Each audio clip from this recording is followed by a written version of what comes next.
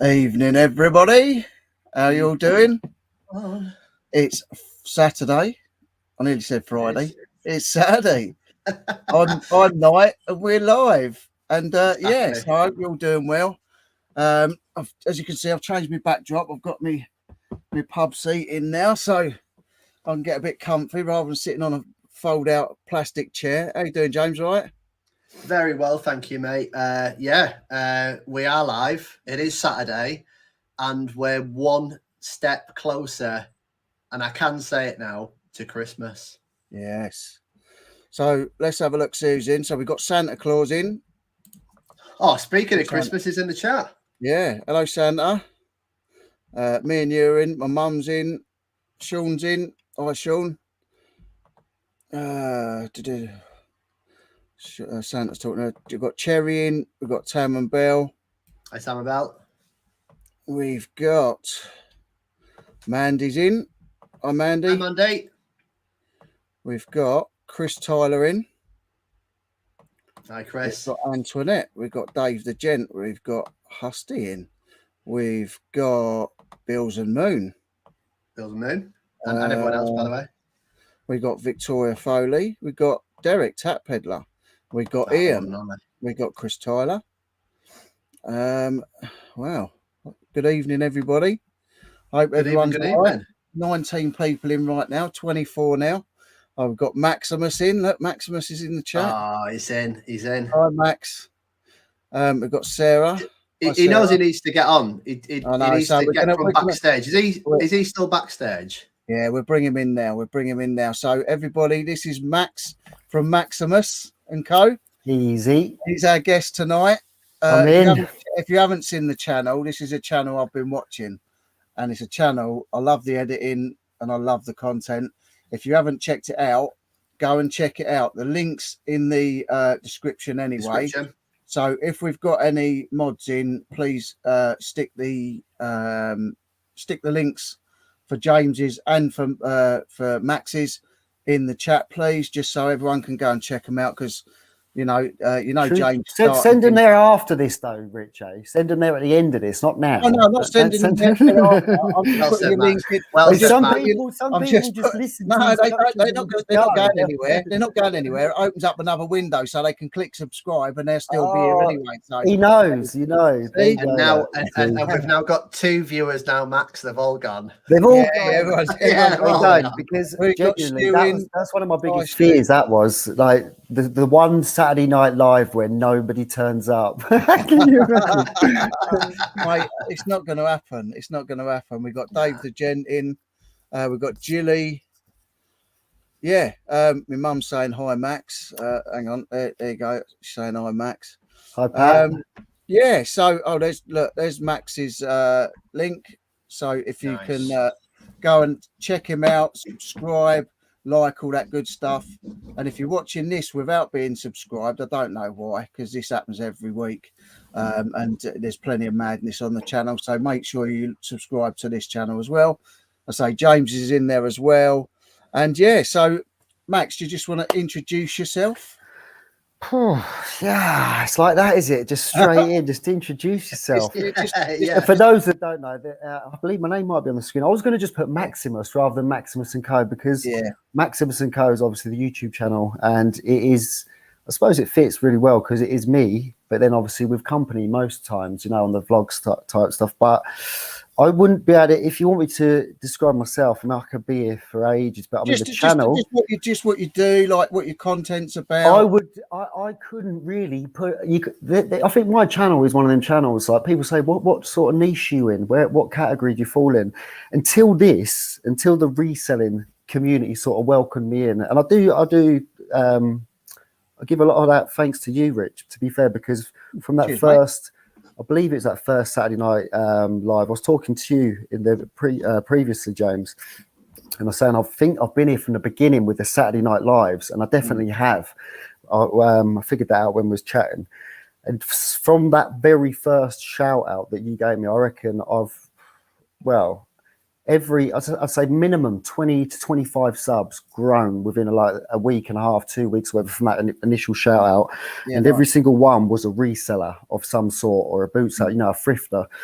But yeah, never had a niche, but always been and felt like I'm getting told, or you waffle too much, or this, that, the other. Normally by Sarah, to be fair. And I feel like this is the community. Yeah, this is the waffling community. I feel like I found my own. When I watch the videos, I'm like, people are putting up long videos. They're not having to chop them down to 10 minutes and 15 minutes because of X, Y, and Z. They're just letting it run. And that's my cup of tea. So although I do like the editing, like the chat, where it's sort of just, it is raw, pretty much raw footage in it. You're going to see, I love the hunt. So the reselling side of things, I've always been into it, but I never really used to put it on the channel. If you look back, I had a couple of boot sale challenges that we've done.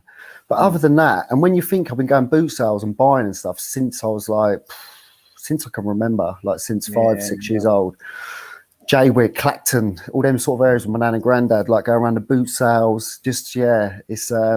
But I feel now, although I will carry on with the other stuff, it's definitely going to push more towards the selling. Do you know what I mean? For the channel, because that's where the community is. That's where the engagement is. So But yours is your channel's like mine, because it's. I always say to everybody, if you want just reselling, then you're at the wrong channel, because I don't do just reselling. Mine's night's life. So I days out. It might be an event. It could be reselling. Most of the time at the minute is reselling. It's going to be building my bar. If you look, guys, I've got my new comfy chair, my new pub chair that I just paid. I got 2 of them. I paid £12.50 each for. So, look at it's looking sweet in here now.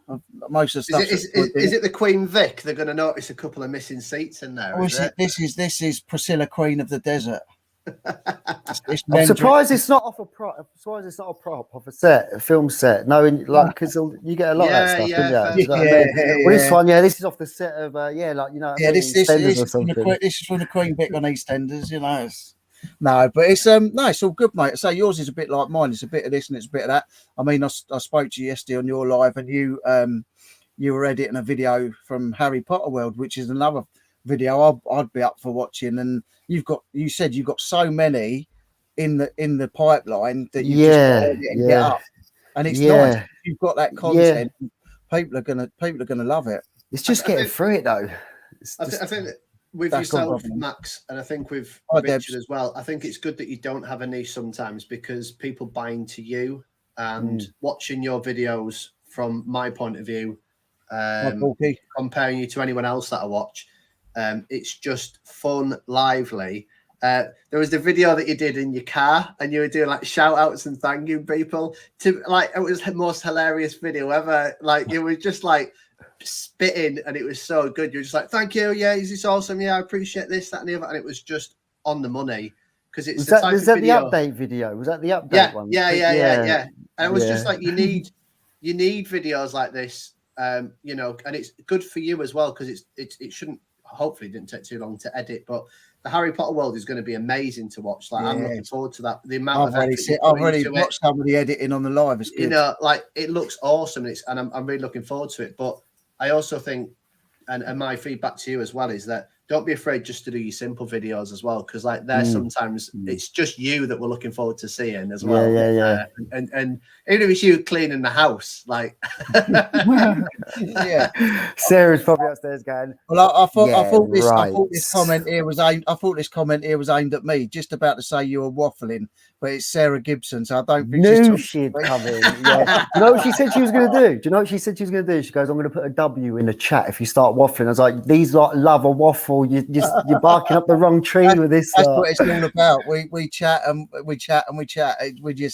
It can go on. It can go on for a long time, and we obviously get the chat involved. And I get a drink, by the way? Can I do my cocktail? Because I'm literally cocktail. Because you're always drinking. I don't. Yeah, I haven't heard any cocktail talk yet. What's going on? He's got me up. I'm joining in this week, guys, because I've actually got room where I can move. So I'm going to keep it. It does look spacious. You look a lot more space for it. Oh, it's lovely. It's lovely. I've got a little heater down here. I'm in the element. I'm going to keep it simple. Yep. On this one. I've got my ice, James. Tell me what to do. I've got my ice. Right. So with your lemonade of some sorts, preferably it needs. Lemonade first. You're not putting yeah. So in your glass, the reason why you put your lemonade in there rather than on top is because all your fizz, you want to kind of keep. You don't want to flatten it. Yeah. Now you're not gonna shake this one, but I am. But I'm not going to shake it because it'll end up where the other one ended up, all over the floor. So what I want you to do is with your juice now. Oh shit! Have you got your alcohol?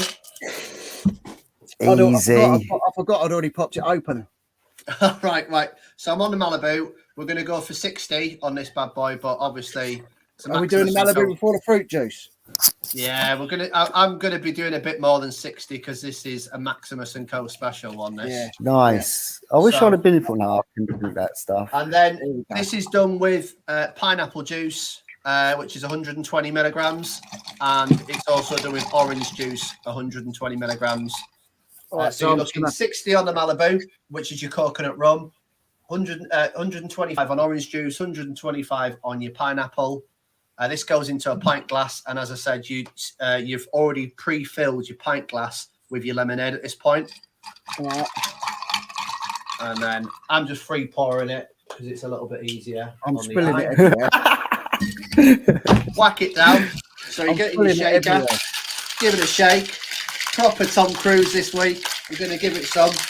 You need a bit of music on when you're doing that. Oh no! Just give it a whack. Bring it straight out. Any juices, just get that out. Job's a good one. I'll spend half the video after live drying myself off on here. So I've got my glass. I put a bit of fresh orange in there as well. Just gonna pour. I'm ready to go. Oh look, it looks the same sort of colour and all. Oh, it's looking good. It's looking good. Before you do it, because obviously you just poured alcohol straight in, just give it a gentle stir if you can do, or what Richards is doing the pro way. And then what we're going to call this, Richard? What did we say we're going to call this bad boy? We're going to call it Maximus Fruitius. Maximus Fruitius. Yes. Hey. I got a fennel green tea. That's good. That's a banging cocktail. Maximus Fruitius. It looks tasty. It does look tasty. I shook quite a bit of juice over myself, but I think so. You got dark colours. To do that again with your hand. I think your blurs come on.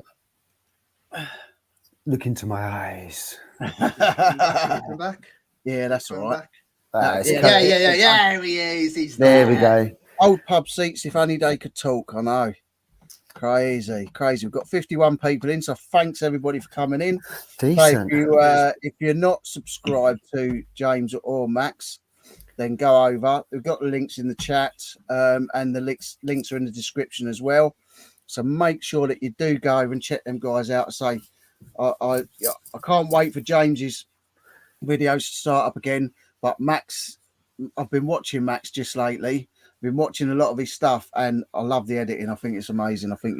What ones do you prefer, though, Rich? Do you prefer the choppy, faster paced ones like that used to happen, or you're just the raw type ones? The thing is, if I watch someone, I watch because obviously, it's like me. If I'm editing a video, I put my heart and soul into it, and it's just nice whether it's a fast-paced thing and we're out at Cheshunt and World of Adventures and we're like all the high-paced music and clipping and jumping from this to that and the other, or if it's like doing some reselling stuff.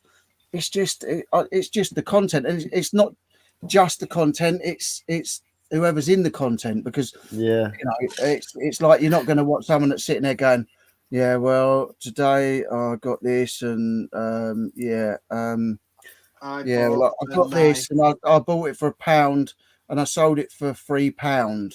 Like, you're not going to want to watch someone that's talking monotonous and they've got to have a bit of room for a bit of get up and go. And the thing is, and James, I do watch a lot of that. James and his ADHD. Like, he's always on one anyway. Yeah, he's always on one. And like your videos are always, whether it's you yourself or through the editing, it's always upbeat. Do you know what I mean? I can't take the credit for the ones like, I'd say, just entering lockdown back in a day, that first thing that we had to experience. I was getting people to do it for me, and I was paying a bit of money, and I loved what they were doing, man. And they were chopping down the fat and like making it like you say, cinematic, fast paced. The music, it was almost like one of them. I had two guys, both in the States, and it was cheap at first, but then prices started to creep up. But what they were doing is basically, well, one of them especially, it was almost like they were in my mind. It was crazy. I didn't even really tell them too much. But then people like my nan and that enjoyed watching the videos because they don't get to see as much no more. So it didn't tick boxes for them. Do you know what I mean? Because they couldn't keep up. We'd done a renovation at our house once, and it was sick. The edit at the end, the guy done a superb job. It was so good. He captured all the moments, the comedy moments. But then for someone like my nan and granddad to sit and watch, do you know what I mean? It's like it was almost like just watching a strobe light for them. It was just too much. Yeah. So you can't please everybody. I get that. But I prefer both. And that's what I mean. I'm glad actually looking at yours as well. And still with what I'm making, although these ones get a lot more views, I still know there is market or room out there for it. Also the family side of things. I look at them as just a library. Do you know what I mean? It's a library. Look back at it. That's a nice thing as well. It's a video diary for you as well. So, like, you know, although everyone can look at it, you know, it's something that you can look back on, your kids can look back on. It's always going to be there. It's like with me. I mean, I done a car boot at, up near, where was it? It's up near Pinewood Studios, and I went with my brother, and there was a couple of clips or a bit throughout the video. I've sort of caught him a few times on the video, and for me, that's amazing because when he was here.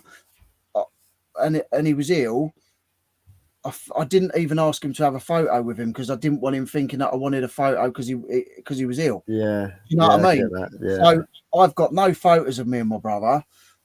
I've got him caught in a few bits of video, and I'm happy about that. Do you know what I mean? Because like I say, I can look back on that, and I've always got it where I've got my Steve in like some videos. Do you know what I mean? Yeah. So, and I haven't got a lot because like, you know, sort of done one car boot with him, but then I think he's in another couple. But I can go online. I went online the other week to see what Brian Blessed, because he used to work for Brian Blessed as his manager basically, and I went online the other week on YouTube to see what Brian was doing. So I typed in his name, and a couple of old videos come up, and they've got my brother in with him. Do you know what I mean? And I hadn't seen them before, and it was just nice that stuff's out there. Do you know what I mean? And I shared it. I did share it on I think I shared it on YouTube, on my posts. So there's things like that. So actually, YouTube's an amazing thing because, you know, someone could be there 1 minute and gone the next, but they're always going to be here. Do you know what I mean? Yeah. So for me, it's just like an amazing video diary. I love it. Yeah, it's exactly why I started off doing it. But that does make me want to have more confidence in actually just getting the camera out. You know what I mean? There's so many times listening to you just then, there's been so many family events or whatever, because when I first started doing it, you know, I keep it very much, although it may look like I'm around a lot of people and stuff, I very much keep it within that family. And when they don't want to be in it, like that's why there's not been many with them. They just don't want to do it. Do you know what I mean?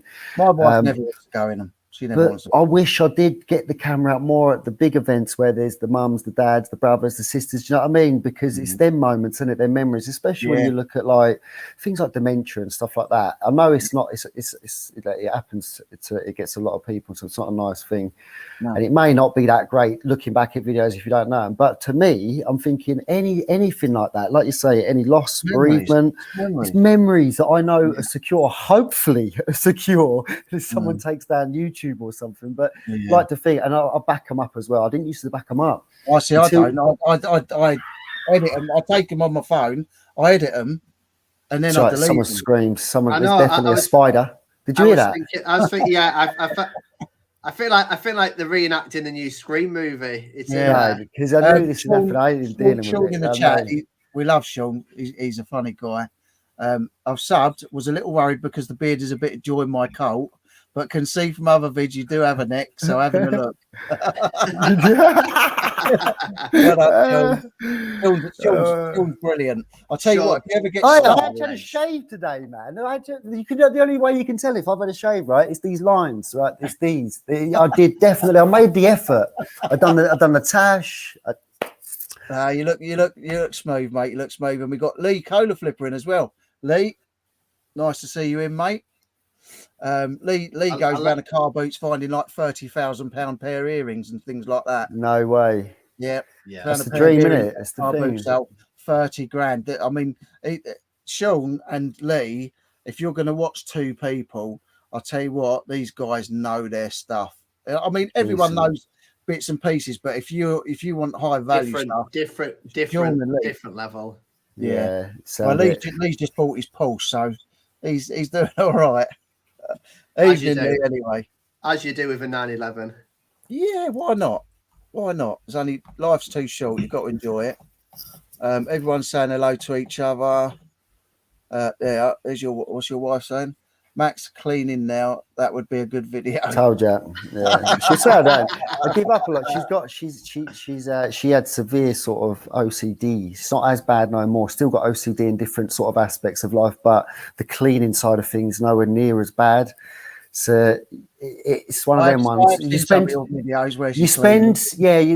spent too many times, and I hope you're listening, Sarah. I hope you are. If you burst through this door now, I've got witnesses. There's about 50 plus witnesses, so you can't do anything right now.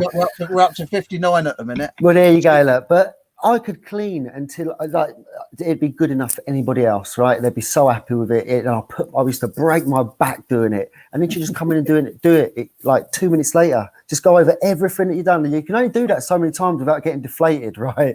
So now I'm just like, you want me to do something? Ask me to do it. I'm not just going to do it because if I do it, you'll just come in and you'll do it anyway, and it might be.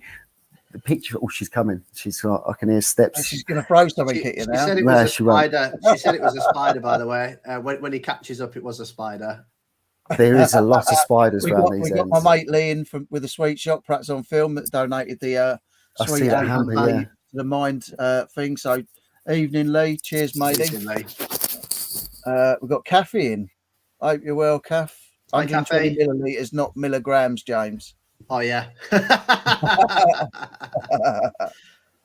What were we saying? I'd like to say that's something to do with dyslexia, but that's just me being non-intelligent.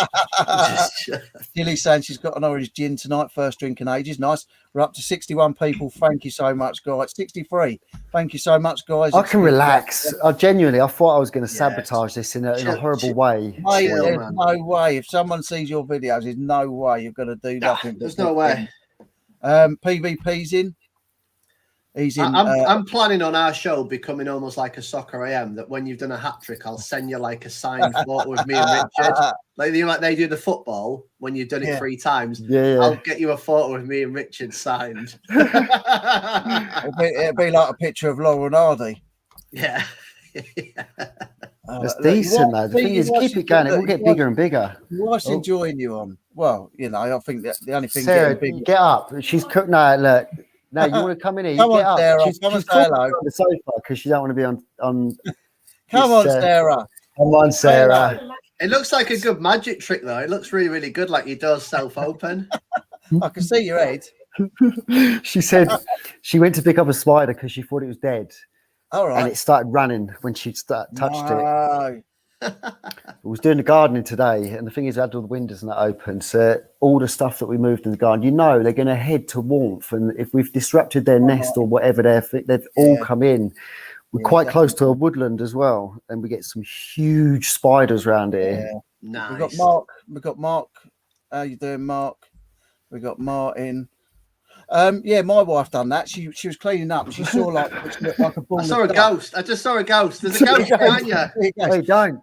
That's a sore subject. Listen, my wife went to pick up a ball of dust, right? It looked like a ball of fluff.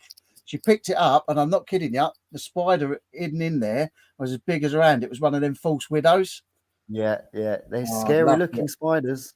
Yeah. Good evening. Have you caught up to where Lee got upset because you were chatting about monotone? People. Good evening. All late again. Bills and me want popcorn for the stream. So we've got Lee and Fix It for Reselling. Where am I getting? Oh, we've got Jason in as well now. We've got 67. Where am I getting to? I must be there. Lee was like when you were going, welcome to my listings. Lee's not like that at all for 1 second. And I've got to say, Lee, like if you meant it as a joke, I get it. But Lee's videos are quality. Like Lee is on the money. He's very, to me, Lee's just super intelligent, and he's on the money, and he says as things are, and he doesn't dick about. He's just to the point. And if you want to watch someone and really like learn something properly, not buying a pair of shoes that are worth maybe 10 into 20, but serious stuff like a vase that's going to cost you 5, but you're going to make 200 or 300. That's the man. Definitely. And I love Lee's videos. So big Caller Flipper fan. Don't say that. I built my channel on being monotonous and miserable. Never, never. I don't watch monotonous and miserable. Nah, Lee is not that at all. Positive and interesting. Yeah, Lee's a good guy as well. I mean, everyone in the community is a good guy. You know, I just have trouble keeping up though. That's the thing. I try to get through as many as I can, and like sometimes I started catching up with some of them. I think you know him, Flipping Sloth. I watched these ones. Yeah, today. Jay. I've done car boots with him before, buying and selling. Yeah. I just try to get through when I can, as many as I can when I can. So yeah, and that's one thing that all these other channels that I watch have got that mine I haven't really got. Any other reseller that I watch is informative. I learn what things sell for, whereas mine I haven't really got to that point yet. I'm learning. The thing is, the things you pick up, you do all right with. See, I like the bit I remember is when when Sarah sold your trainers for like they weren't even mine. They weren't even mine. That's why I was so pissed off. They weren't even mine. But the thing is, the geezer didn't want any money for them. But it was just one of them ones I really wanted to go back into work and go, hey, Chris, you know them trainers? I got 30 quid for you. 30, they're worth 30. They're brand new. They had the tags on it. They'd never been worn. £19 she sold them for. Here she be. Speak of the devil and she will appear. £19. If it was 20, I would have been happy. I know it's £1, but it's a round number. That's the highlight. And since I bought them trainers from her, I've now sold them for £20. So thank you. But I did come back with a barrel that day, so I can't really say much. I like the barrel. Come on, just walk past, Sarah. Is that out in the garden, the barrel? It's still there, yeah. I was gonna cut it up, but I found out. I can't remember what it's called. She's just gone back here. Again. See, I think it's. Watch that door open. Is that door going to open again behind you? There you go. Look, magic. Oh, we're back in Harry. We're back in Harry Potter world. Shut the door. Shut the door. We're back in Harry Potter. It's like being back in the water boat. All that. Yeah, you're buffering a little bit. Oh, it's frozen. It's frozen. Technicality. I was about to say as well. There you go. It just all went funny. I noticed Laney's popped in the chat. So hello, Laney. Hi, Laney. We've got Philly Flipper in as well. Hi, mate. Hope you're good. I'm trying to keep on top of everyone. Mike Dando, 64 still in. That's great. Thank you, guys. Thank you, everyone. By the way. Did you want to show your Did you want to show your sales or whatever? Yeah, definitely. Yeah, it's been a good week. Flipping Sloth, Jay's just given us a thumbs up as well after talking about him. Do you think if we just say people's names, they'll appear? I know, yeah. Wayne, who's Casey Neistat, Cincinnati Picker. Let's get all the big ones. So we've got Debs. Come on, whack the subscribe button. People, it's like a mosquito. Smash that subscribes. Yeah, let's get these guys up. Thanks for the shout out, fellas. Covered in glamour here with 2 boxes of cups and saucers. Cannot be asked to list. No worries, Sean. So everyone's saying hello to each other. I'll get caught up in a minute. Look back and think, how did those decades? Come on, people. Thumbs up. Thanks, Debs. Oh, we got Rachel in again. Hi, Rachel. Nice to see you back in. We've got Don in. We've got Emma in. Hi, Emma. We got Project Games in again. Welcome. Nice to see you. Hi, Project Games. I think I saw Project Games pop up. Was it either George or Ricky's video the other day? So yeah, Ricky's. I think. Very kind words, Rich James. Is that Ricky Lee? Are you talking about Ricky Lee? Yeah. See, he's started watching his as well. Yeah. I like watching Ricky's bits. That live, when he done that live, and he was talking about him forgetting things and all that sort of, mate, it's me. That is just me. That's the good thing about it. I feel I can relate to a lot of people that I'm watching as well. Do you know what I mean? And when I see that, I'm always forgetting stuff. The thing is with the ADHD is that it's not forgetting. It's that we have so many things on our mind that when we're doing it, it's almost we're tripping over everything all the time.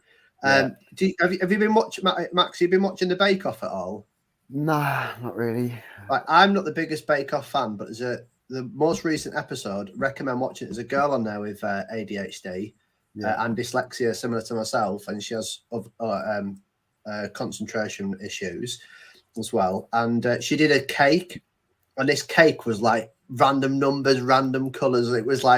It basically was like the best way I could describe how thinking is. And the issue is that when you see someone with ADHD or especially ADHD, but he's quiet, they're not quiet because they've calmed down. They're quiet because they've got too much on their mind to work out what needs to be put in order, or you're asleep. But basically, like when I'm quiet, it's because I've got too much to do and I can't overloaded. You're like, I feel that. We've got Aaron in. He's saying he's subbed to Max from when Richard mentioned on the stream. I went back and saw a vlog where the back of the car got smashed in. Oops. Oh yeah, that lovely car that I had for about 2 weeks, 3 weeks. PvP's drinking a nice Canadian whiskey and cola. Oh, we've got Sean in. Hi, Sean. Hope you're good, mate. Hi, Sean. I think you're pretty much. I think I was just checking with that. I think you're getting closer to. I am getting close. It just keeps running away. So hi, Laney. James said you was in. Philly Flipper, carefree whenever you may be. We are the famous CFC. I think you're good. I think everything else pretty much going down in a second is just hellos. So Tori's sub to Max.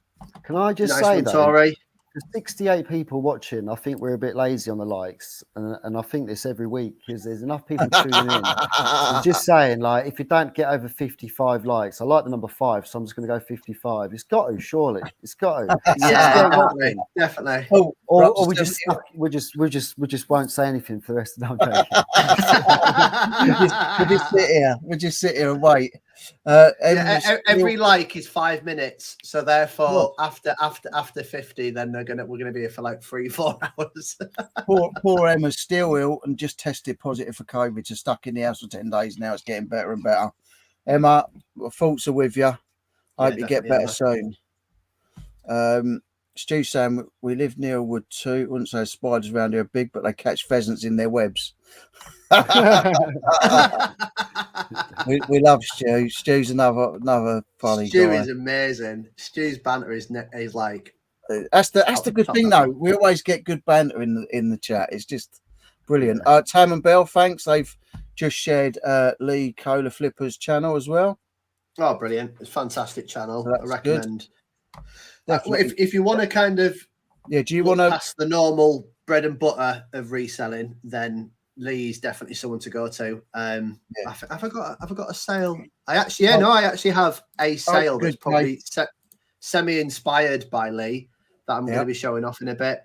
I've actually probably got 2 of my sales I'm going to show in a second, which are probably thanks to Sean and Lee, both of them, to kind of make me go out of my comfort zone. And that's all their videos really have taught me personally, which is that don't be afraid to go and try new niches, because the more you can learn, the more you can do it. Then when you're at a boot sale and you see this table, you can maximize yourself from getting more off that table. His name's Maximus, not Maximize. I knew you were going to say that. I knew you were going to say it. When I said it, I was thinking, God, that'd be a good channel name for Max. We've got Robin, a long story short, he's in America. We've got Junie in. How you doing? Hi, Rich, James, Max, and all the chat. We've got a good crowd in. We're up to 70 people now, so thank you, everybody. There's a couple in the back drinking. I can see them. I'm looking back. Is there? Yeah. The crowd there. Well, someone don't like it. Steve, Days, Hibbs, lover, disliked. Sorry. No worries. No problem. You can't win them all. No problem. Have a lovely evening. We've got Judith Smith in. Evening, Judith. Hope you're well. We've got Dave Tea Cakes in. Wow, we've got Nia in now as well. Hopefully he's sub to your Max there. Yeah, my dad. Hey, even if he just goes to the channel and gives us a dislike, you know what I mean? At least I know someone's done something. That's it. Stu's just subbed to your Max as well. Thank you very much. So hopefully we'll get you a few extras tonight. Definitely. Where I'm trying to get through it. Everyone's saying hello to everybody. Junie's just subbed to you, Max, as well. Oh, appreciate it. No, I do honestly appreciate it. It's not all about the subs for me, but it's make nice. a difference, and it's nice to know that you've got some people that are, do you know what I mean? And they want to watch what I would it. say, Max, about this community especially, and Richard, and the reason why like everyone who's in the chat, is that it isn't about the subs, but the subs that we are as resellers, we're just fantastic people. They're and organic. They're organic, and they're just just like reading the positivity. It's not like, oh, nice video. Sometimes you get that, and I get some people don't have the time, but some people do make a lot of effort on their comments, and 100%. you know that's going to make a lot of. You're going to make your videos are going to have a nice positive impact on their day, especially your videos, Max. Your videos are like quality. Yeah, and you give out positivity on your vids. We've got R&J. He's saying hi, Rich James and chat. I subbed to Max. Seen the vids, awesome. Brilliant. Yes, I've seen. So we got Santa Claus in. Santa's having a lovely time. Santa, go sub to Max. We got Adventures. We got Victoria in Adventures with Victoria in America. Go and sub to her as well. Check out her channel. Hey, Rich Panel and chat. We've got John in as well. How you doing, John? Hi, John. We have got some lovely people in tonight. Oh, we've got Paul as well.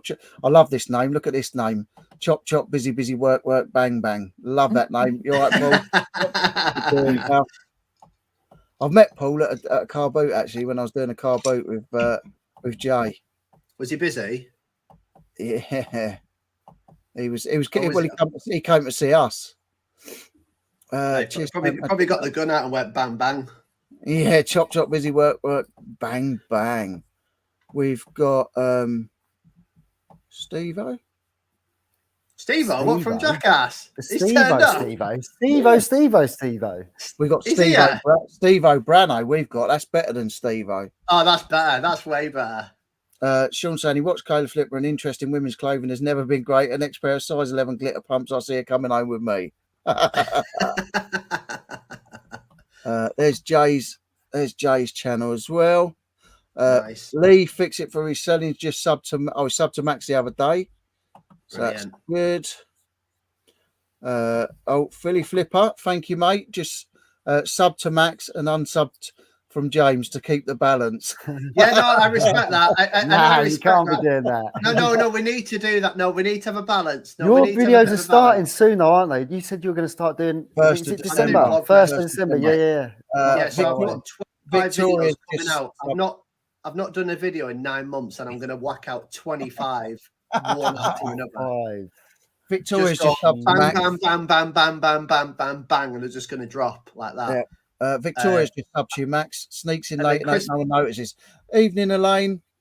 Christmas Day is basically going to be me on the floor shaking no more YouTube with a bottle of Baileys. Underneath the Christmas tree. Yeah. No more. 20, that's a lot. I think we're going to get ready now. Or there you go. No, fresh. Chop, Paul's up to you as well. I'll go and buy a video. I might even go and buy the newspaper just to go, that's today's, we're doing it. Yeah. And then pretty much edit it. No, so it won't be too technical, but they'll just be fun. Yeah, that's it. Decent. So Paul's just subbed to Max as well. Elaine's been watching Strictly. Yeah, my wife's watching Strictly. Nice. Got Fix It for Reselling's channel there, so go and check them out. Fab, you nearly at the bottom. Sean saying, I used to feel like a right tip buying women's clothes and shoes. I've got no embarrassment now. They give me a funny look. I tell them my name is Rachel on the weekends. Cool. Is there someone there? I just heard someone at the door. So either that or I've got a spooky running around the shed. Somebody at the door. There's somebody at the door. Rachel says she's up for all of us, learning lots. Thank you, Rachel. Thank you, Rachel. Right, I'm just gonna go straight to the end. You're pretty much there anyway. Everyone's talking to each other anyway. So, did you want to do your sales? Yeah. So yeah, we've had quite a fun week really. Right. So tell me when you can see, because I can't see. I'll share it now. So there you go.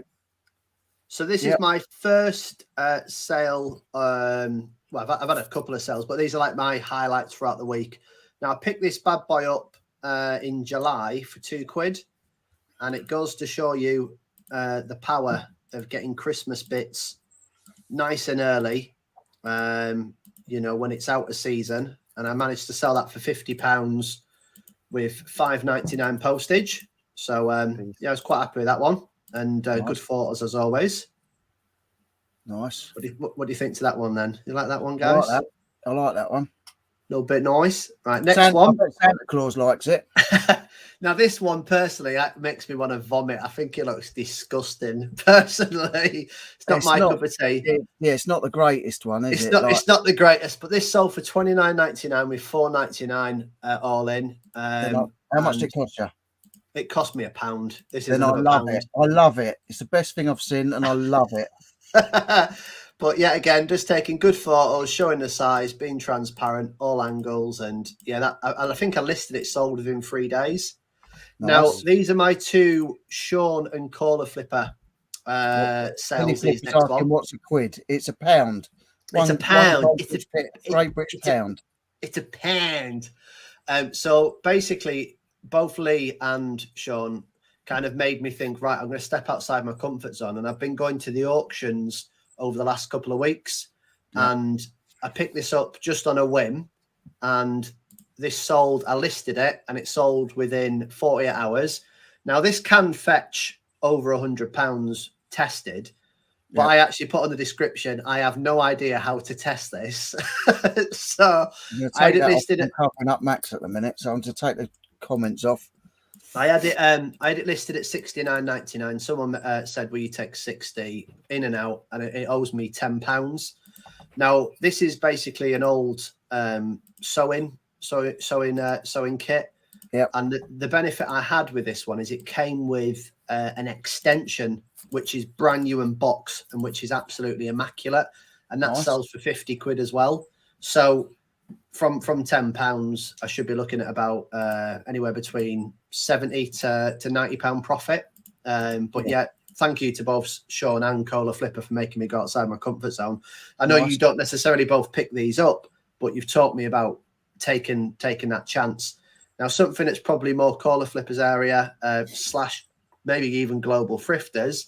I picked this up for £14 and I sold it within less than 24 hours. And it is an Aladdin's 23 oil lamp. You've seen them before. This sold for the asking price, and this has gone all the way to Germany. Nice. And I got £89.99 on this one. I think they paid £140 in total. And I packed this today.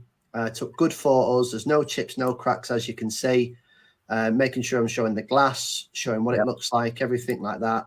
And then obviously that's my little go-to. I think that's important, because I always say your photos are absolutely amazing on your listings. It's like professional. Does look well. Yeah, proper professional. Jan's just saying, hi all, just sub to Maxemus Co. Thank you very much. That's fantastic. A quid is a GB pound. Yes, a pound. You know where I am if you fancy a chat. Oh no, that's something between Lainey and Junie. But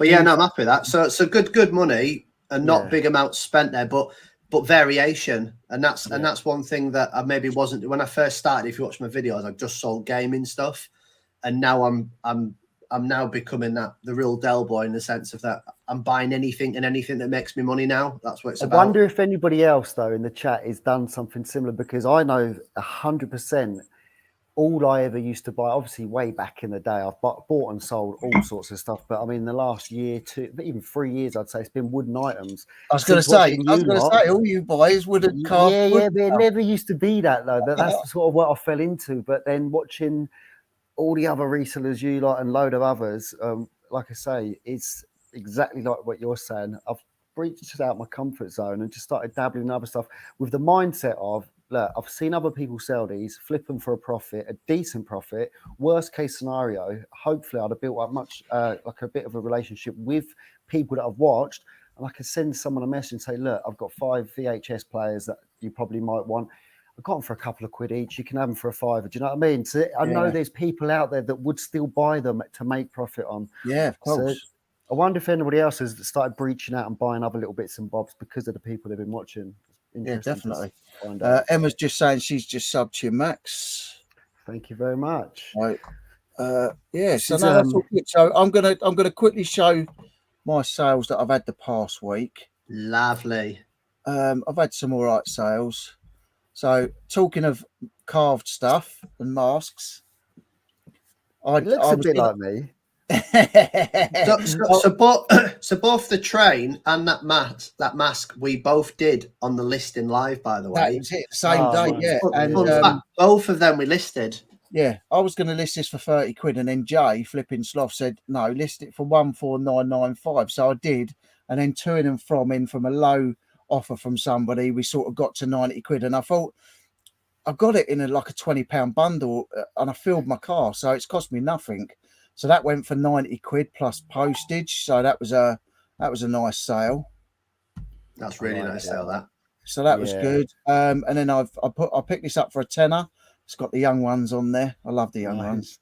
So I always put a young ones tape on. But that's like in really good nick. Comes with a controller and the papers and all that. And then I had a little sale pop up the other day. I got these. I think I paid something silly. It was just a few quid for these. And they went within sort of 4 or 5 weeks, I suppose. 20 quid plus postage, which I was happy with. And this one just told you might recognise this one from the JR Reseller live where he came on, where I did the answering the phone. I did the ring and they answered the phone, and this was the phone. Just $22.95 free shipping, but another nice little sale, and it's something else gone. So yeah, I was chuffed with that. Chuffed with those. So that's a few bits gone this week. It's not too bad. So has anybody in the chat got any questions for Max or for one of us? We've also just had a super chat as well from Project Games as well. Thank you. I want to say thank you, mate. So much. Appreciate it, mate. It all goes back into what we do anyway. So thank you so much for that. Appreciate it. It'll be towards the next bottle of Malibu. So nice. It's never expected, but always appreciated. Philly Flip was saying, love selling TV VCRs here. They go for $100 to $150 plus shipping. Yeah, I love them. I've got a few of them over there. I always pick them up. Don't miss listing. Don't miss the listing. 50% off. Final value fees at the minute. So yeah, is it? Go check your messages. It'll be hidden in there. Get it clicked. Get it activated. You got until tomorrow, and I think then it ends. I've signed up for it. I think it's midnight tomorrow that it ends. But what you could do is you could do what George Ross did. You can click it. You can pull off all your listings. Get 100. Sell similar. Whoosh. See that? Yeah. It's a good little tip. I haven't even started selling on eBay yet. I know. I've just literally, but the thing is, I had an old account, and it was just like trying to get the login details. I'm talking like 15 years, maybe 10, 15 years old. Yeah. And it weren't worth trying to get it because I know it didn't have much fee, but I don't think I ever sold anything using that account. It was just something where I used to purchase stuff. Yeah. But my stepdad's got one called, I think he's called his Rice Antiques or something, but he wants to specialize in antiques and stuff. So I'm just going to carry mine on.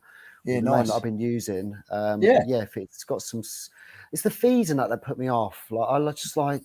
Yeah, but it depends. If you're buying something at a tenner and selling it for over 100, I mean the fees are neither in or there really. Is I don't know what they're like. Smaller value stuff, it's a bit thing. What you've got to think of is that if you had a shop. If you had a shop on a high street and you were selling something, you're going to pay overheads, electric, council tax, water rates, your bills, etc. And also you're going to get shoplifters. Now the reality is on eBay gives you all them customers that come through your door, and you're paying that fee because they're giving you their customers. Yeah, that's true. What I see it as. You're paying for the privilege, and it is a privilege because they sell all around the world. And the support, I suppose. You get support. How the heck have I just sold a lamp, listed it, sold it for £90, picked it up at the auction at £14 within 24 hours, and now it's going over to Germany. I didn't get that customer. So if they want to take X amount off that, I've still made a good £50. You no, but they needed that product to become a customer, and without your product, they wouldn't have got that. Do you know what I mean? So you did get the customer. It wasn't eBay definitely that made that person want that product. But it's but still I know the what you're saying. website. I get what you're saying. Yeah. Because I appreciate what they do. Where a lot of resellers might be more like, oh, eBay's the worst thing since sliced bread. And I'm the opposite. I'm grateful for what's around me because that platform has allowed me to just leave my job and go full time. My listings are what are selling. Yes, my hard work, but you're listing like mad and you're smashing it. We've got R&J saying for Max, what got you into selling and why? So this is where I've got Sarah sitting on my shoulder going, Max, just tell him the quick version. Just tell him the quick version. If I'm going to be honest, I'm just going to tell you from the beginning. I'm not going to go all the way through it, but as I said, from a young age, I mean, my dad was a bit of a Dell boy, still is. Not as much, nowhere near as what he was. I've seen him in the videos. Yeah, so it used to be like every other week we'd come downstairs and there'd be different boxes in the front room, and it could be like one week it could have been jars of coffee and bottles of whiskey, and then another week it could be Kappa trainers or the Juventus football kits or something. It was always lots of stuff. And I remember selling stuff from about, I must have been at least 10, 11, maybe a little bit younger. He gave me, obviously I was getting some pocket money and stuff, and he gave me the opportunity to buy, it was like, it must have been about 50 of these balls. Do you remember them air float balls that had the elastic on them? They smell like cherries or blueberries or something. Yeah, the curly. Yeah, that's it. Yeah, with a little key ring type thing on it. Clipper. He sold them to me for 50 pence each and said, make some money. Like, see what you can do. And I ended up doubling my money with it. And it's things like that got me into it, I believe. But always with the boot sales, it's something that we've done at my Nana Granddad's. And again, I think it's that hunt, just the look, the cheapness, the things that you can pick things up for. Yeah. I'm a little bit of a hoarder. I don't like things going to waste. Food, whether it's clothes, food. Like I've had this top since I was 18. Do you know what I mean? This jumper, I've owned this since I was 18. I'm like 19. They fall off of me. But yeah, I love that look. And there's always that chance, isn't there? And look, some of the stuff I've probably picked up because I've not really started selling. I'm in this community and I'm doing what I'm doing. We've been collecting, buying to resell. We've sold bits on Facebook. We've been to an antique fair last week, but we've not really experienced anything like what you lot do, and that's where I need to take it. I'm lucky that I'm not dependent on that income, although I might be soon. You never know what's going to happen, but I've always had another job. But yeah, I mean, when you look at some of the money that you would resell stuff for online, that's what really got me wanting to then start the eBay and stuff, is because the antique fair is an eye-opener. Like you've got to have, someone's got to be walking around that antique fair that wants what you've got, first of all.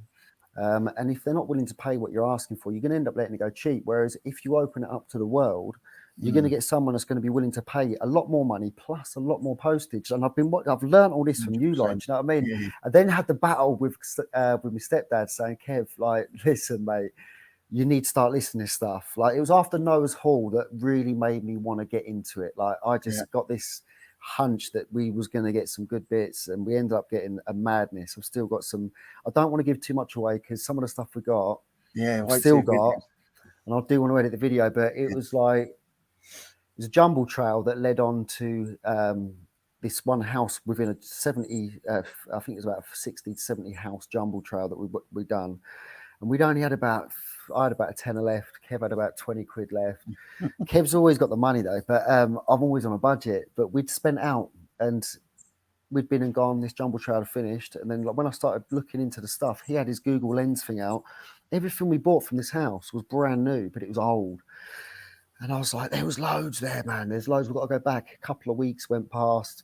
I ended up going back cold calling. No one was there at the bungalow where we sort of got all this stuff from. But there was a builder.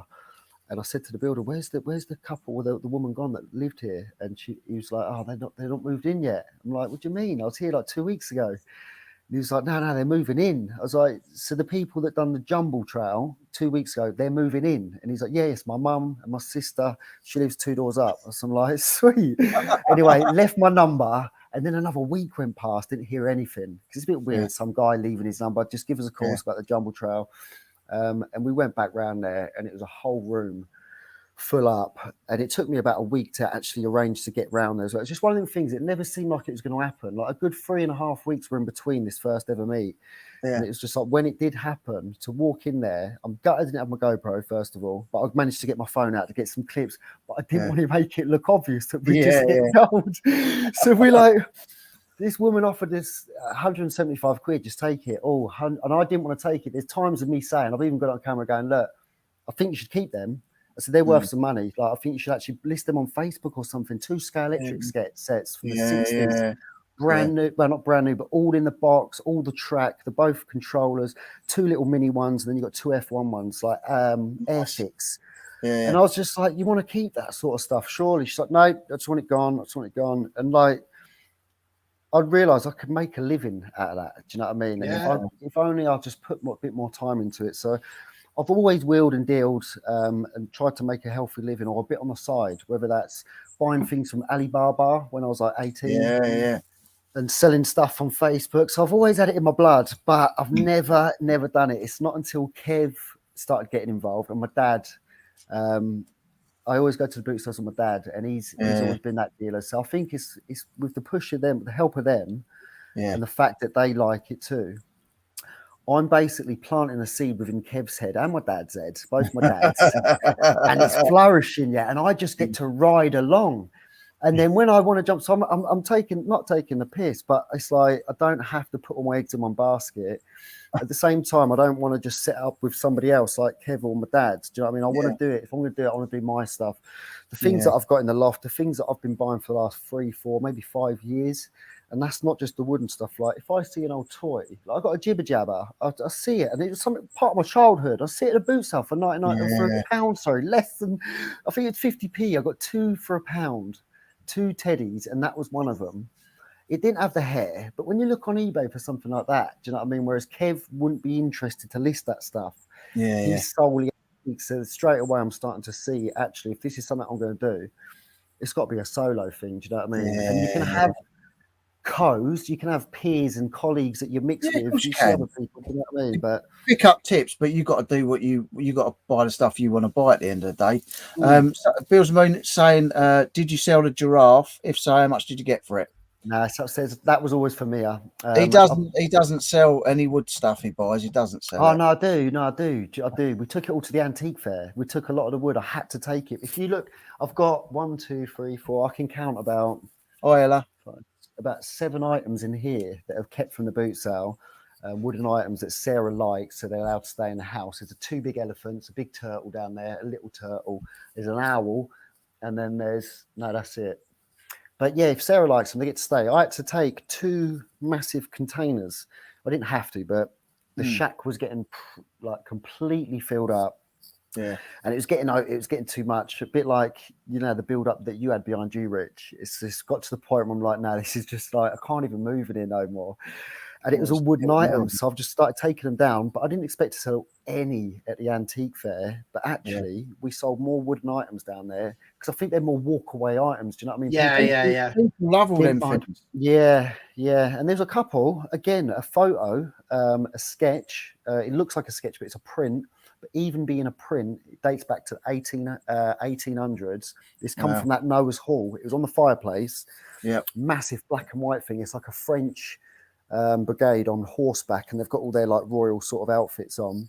Nice. And it looks real sort of haunted. It just looks real old and sort of haunted. And that's another thing I said to the women. I said, look, I said things like this, I was like, genuinely, I was like, you need to get it looked into. They're like, no. So I said to Kev, if anything that we got from that place gets more than a 3-figure value, come back. We're going to go around and give them a cut of the money. Oh, yeah. But 3 people at the antique fair stood and looked at that picture, and we didn't touch it. We didn't clean it up or anything. And they were all interested. We said we didn't really want to sell it. We need to get it appraised and blah, blah, blah. One woman, she stood there and she was like, look, when I'm telling you now, she must have been about 55, early 60s, I think, at push. But she was like, look, I'm going to be completely honest with you. I've got £50 in my pocket. She said, I'd pay that happily right now. She's like, but you do not want to sell this picture.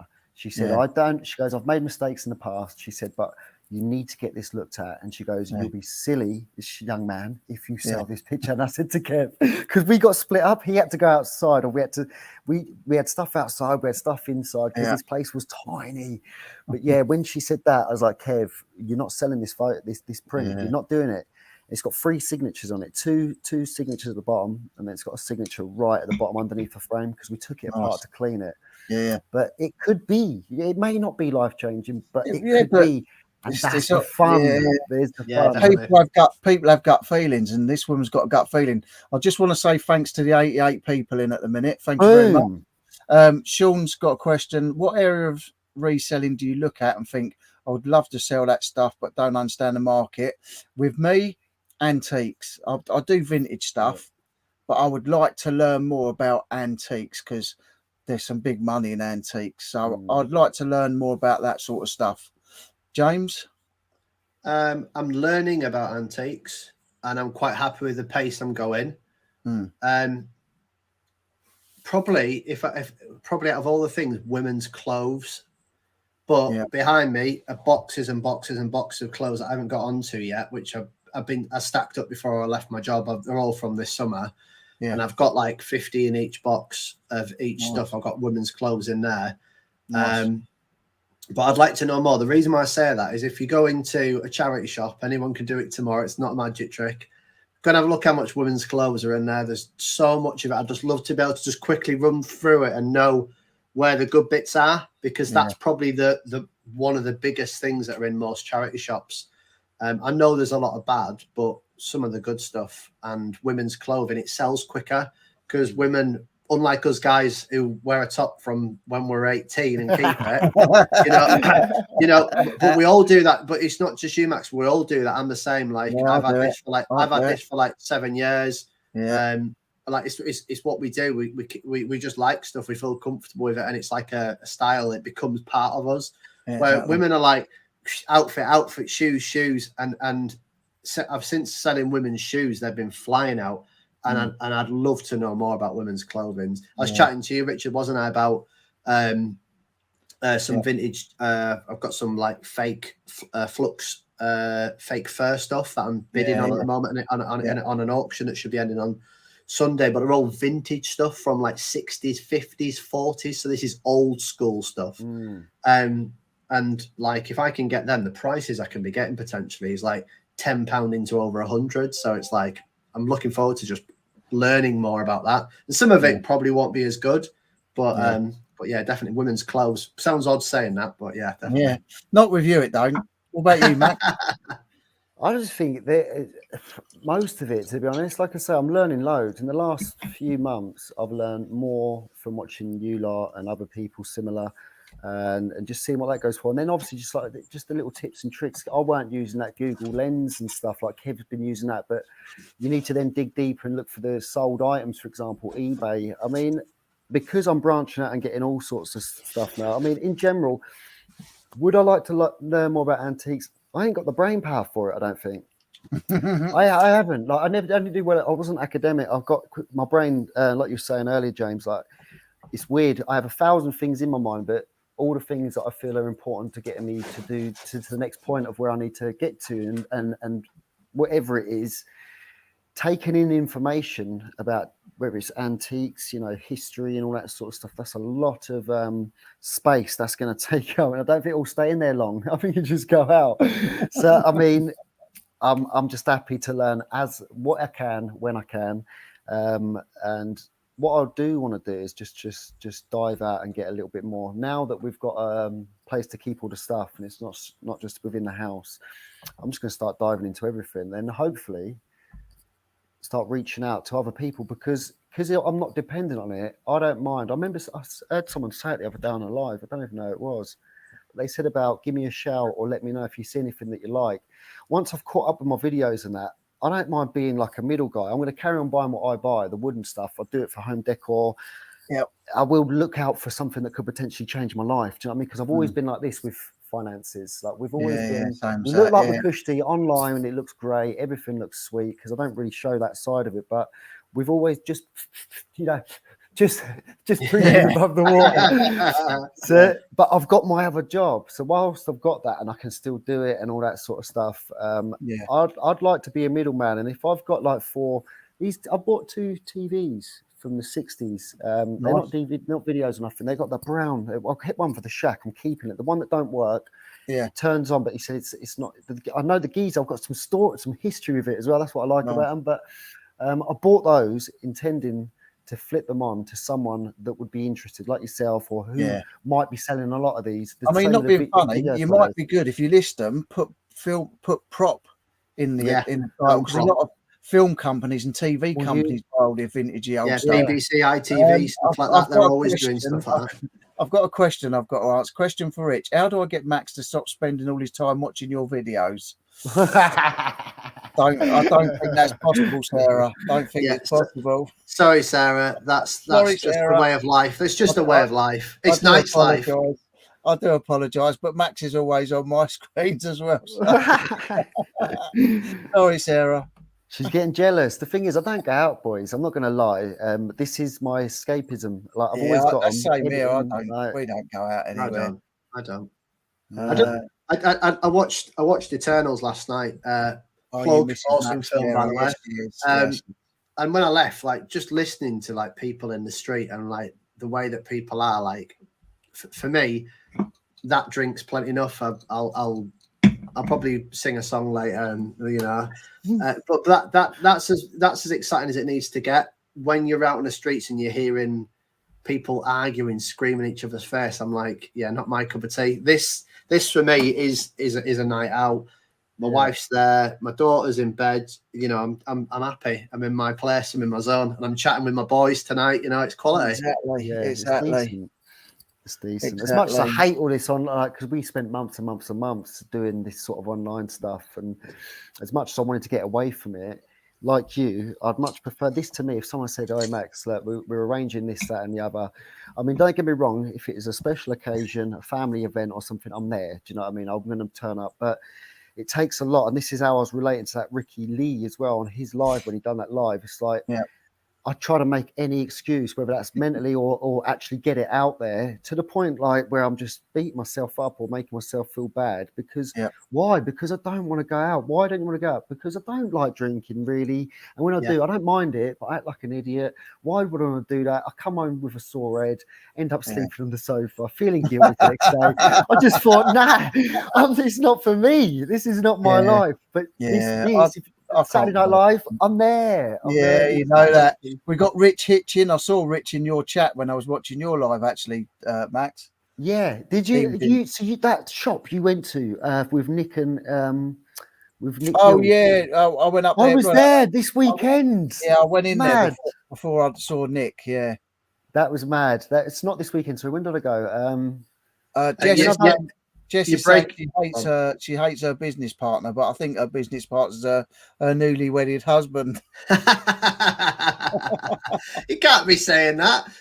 You're breaking my balls has just given us a super chat. Rob, thank you very much, mate. I see that now. I'll just get up to it in a minute. I think I'll tell you what, this chat is jumping. Thank you, by the way, everyone who's watching. Cheers, Rob. Please, if you can, and I don't shout out enough or say it enough. Max has already said it, but if you can, just to your left here, there's that little thumbs up. Give it a whack, because it means a lot to us. We appreciate it, and you lot all just watching us. But that little thumbs up. See you later. How have they not? It's like How have they not? There's 85 still, and there's only 8 likes. I'm not impressed. I'm not going to lie. I don't want to offend anybody, but well, they're obviously not impressed as well. So. Sarah, have you liked yet? They're on the fence. They're all on the fence. They're like,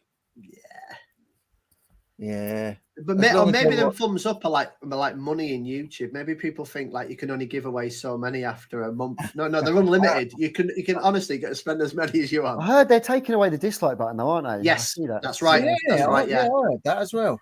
Yeah, I don't mind. I think we're in a world, man, where there's too many things getting taken away at the minute. I mean, I know it's a dislike button and it can really cause pain and upset for some people, but I'd like a few dislikes. I'd like any likes, dislikes, likes. I think what they're doing though, Max, I think that it's keeping there for the algorithm so you can see it. So if you do a really bad video, you personally can see that actually it's got a lot of negativity, and you're like, right, maybe I shouldn't be doing this. So it still will be there. I think what it is there is now becoming people that troll for a hobby, like that is their hobby, and they have clicks.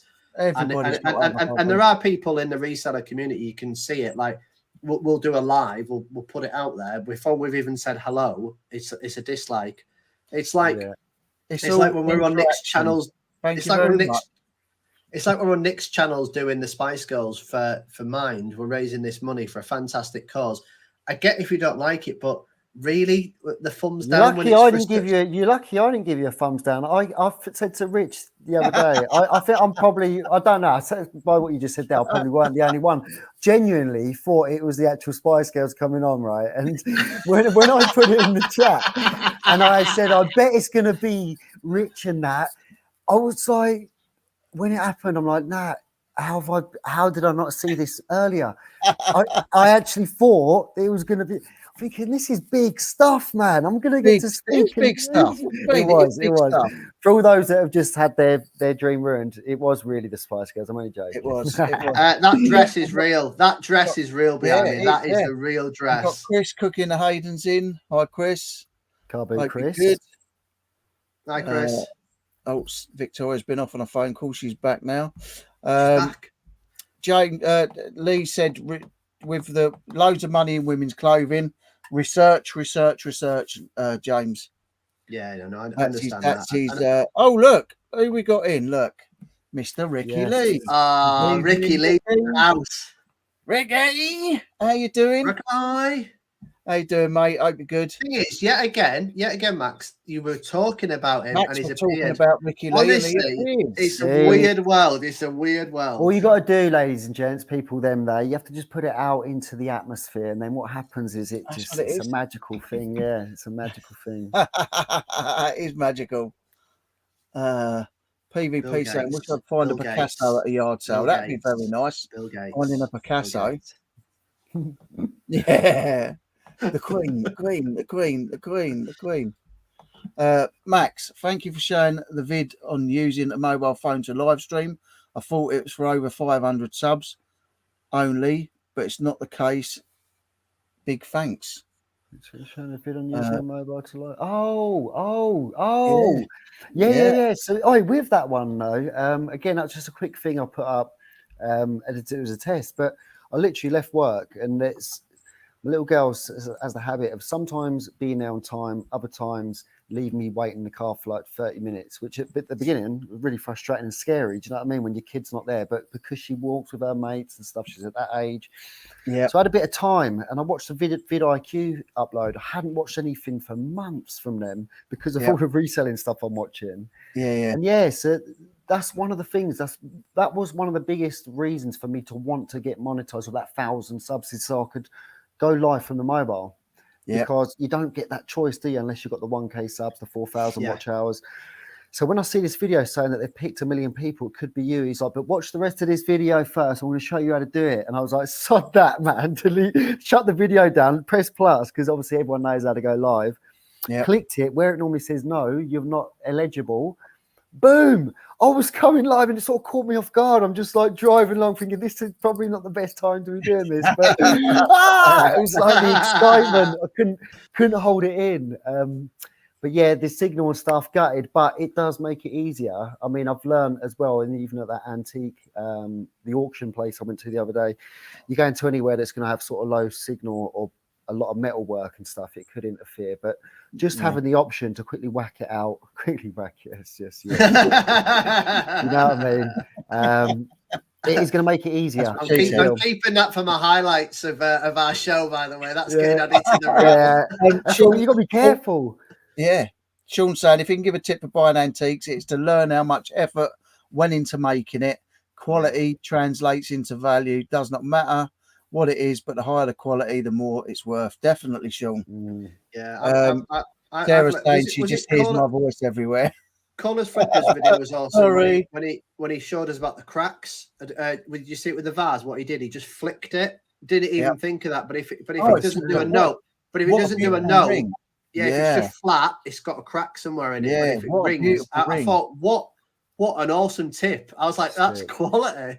And the lid as well. And it just sounded like a beautiful ring, didn't it? It was just a lovely tone.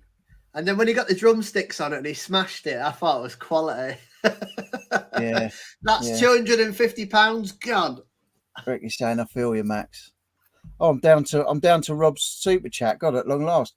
Thank you, Rob. Cheers, mate. Are there any British YouTubers that travel through Europe looking for merch? When you have seen one car boot vid, you have seen them all. Yeah, no. We won't be seeing none for a while now, mate. It's all finished. You say that. You see one car boot vid. This is why I keep watching them, because they're not all the same. There's always a different hunt. Yeah, I think that's why. I mean, whenever different people look out for different stuff as well. So exactly that, and you always find different stuff. Style. Yeah. I mean, most kids these days, like especially my own, I can speak for my own and people that I've worked with in the past and stuff, like attention span. I've always had a short attention span. I've never been a gamer because I can't put enough time into that, and I get bored. And it's all that sort of stuff. But kids and the youth for today, I've been saying this for the last 5 years, it's getting worse and worse and worse, especially with all these reels and everything's short. 60-second videos. They can't even be asked to watch a 60-second video these days. Wow. But what I find with this stuff, and what I find, I mean, it's probably just our age, mate. Maybe I'm showing my age, but I can sit and watch a rummage because I feel like I enjoy it, and it's like it's almost as if you're there. So I do like looking. I mean, sometimes I try this, right? Because I'm trying to catch up. I forgot about this. You've got to try this because it makes. I think I first done it on last week's Saturday Night Live. I fell behind, didn't I? And I said I'm catching up. I'm catching up. I play videos either 1.75 speed or 2 speed. Oh yeah, funny so as. Get through it quicker. No, but not just that. It's just funny because I was doing it to catch up, listening to everybody speak like chipmunks. It's jokes. Trust me. It's not even about just watching videos faster. I mean, it's more productive. You get more views. You can see more. But it actually is funny as it's so funny. They do it on WhatsApp because I do it on WhatsApp. On the voice don't know about it. Yeah, a lot of people don't know about it. But yeah, 1.5 is a sweet spot for if you want to listen to it. 2 is if you just want to get through it but understand bits of it. Yeah, okay. If the wife's sending me a shopping list, I'll put it on 1. If she's telling me how the day's been, it's 1.5 because I do care. but if it's a rant about someone in work, it's 2. I can't believe that. Refresh the chat. There's loads, boys. Yeah, I know. There's loads. I'm getting through it. I'm getting through it. That's the only way I can view this is obviously. It's 41 likes. Of course I have. Thank you, Sarah. Thank you, everyone. Rich, it's wonderful to see numbers watching your lives growing every week. Thanks, Elaine. Yeah, we're up to 85. We were over 90 just now. My brother Chris is in. There's 55 likes, boys. There's 55 likes. Yeah. Thank you, everybody. Yeah, let's have a stretch shot. What did I say? I said 55. All we got to do is put it in the atmosphere. 55. I'm going to say cheers to that. Cheers. Yeah, I'm going to fill up my herbal tea. I'm going to have a drink of me cold water. Sarah, I'm going to have me Appreciate that, everyone. Appreciate that, everyone. No, that's awesome. I was having nightmares last night. We had 90 people in at one stage, or 91. But don't forget, we did have that guy. We ruined his night, and he said he's given us a dislike. So. Yeah, he didn't like it. He didn't like it. But you know what? You know what?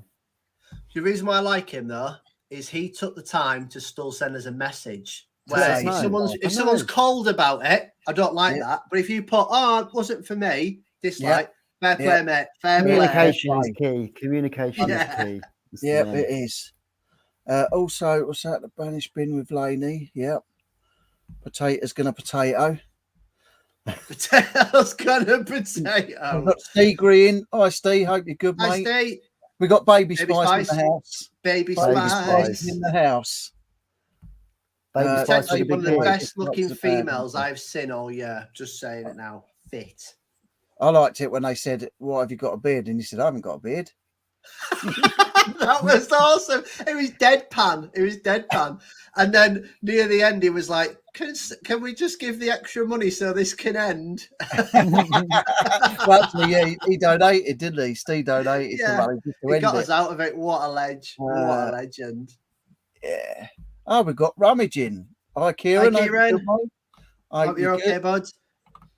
We've got some good people in now. We've got Some, you're like you know a lot of first names. I say we've got good people in. We've had good people in all the time, but yeah, we got some new names in tonight as well, which is fantastic. I hope Rummage is okay, because I know he's put something on Instagram that he's taken a step back and he's got some things going on personally. So Kieran, if you're still watching, mate, hope you're okay, mate. And take care, mate. Whatever's happening, you know, we're all here to talk. I know I personally haven't sent you a message, and you said thank you to everyone who sent you messages, but I didn't just want to become a cliche. But yeah, definitely saw your message, and you're a legend, mate. So whatever's gone on, we're all here. Right. We're all here, and we're all nut jobs.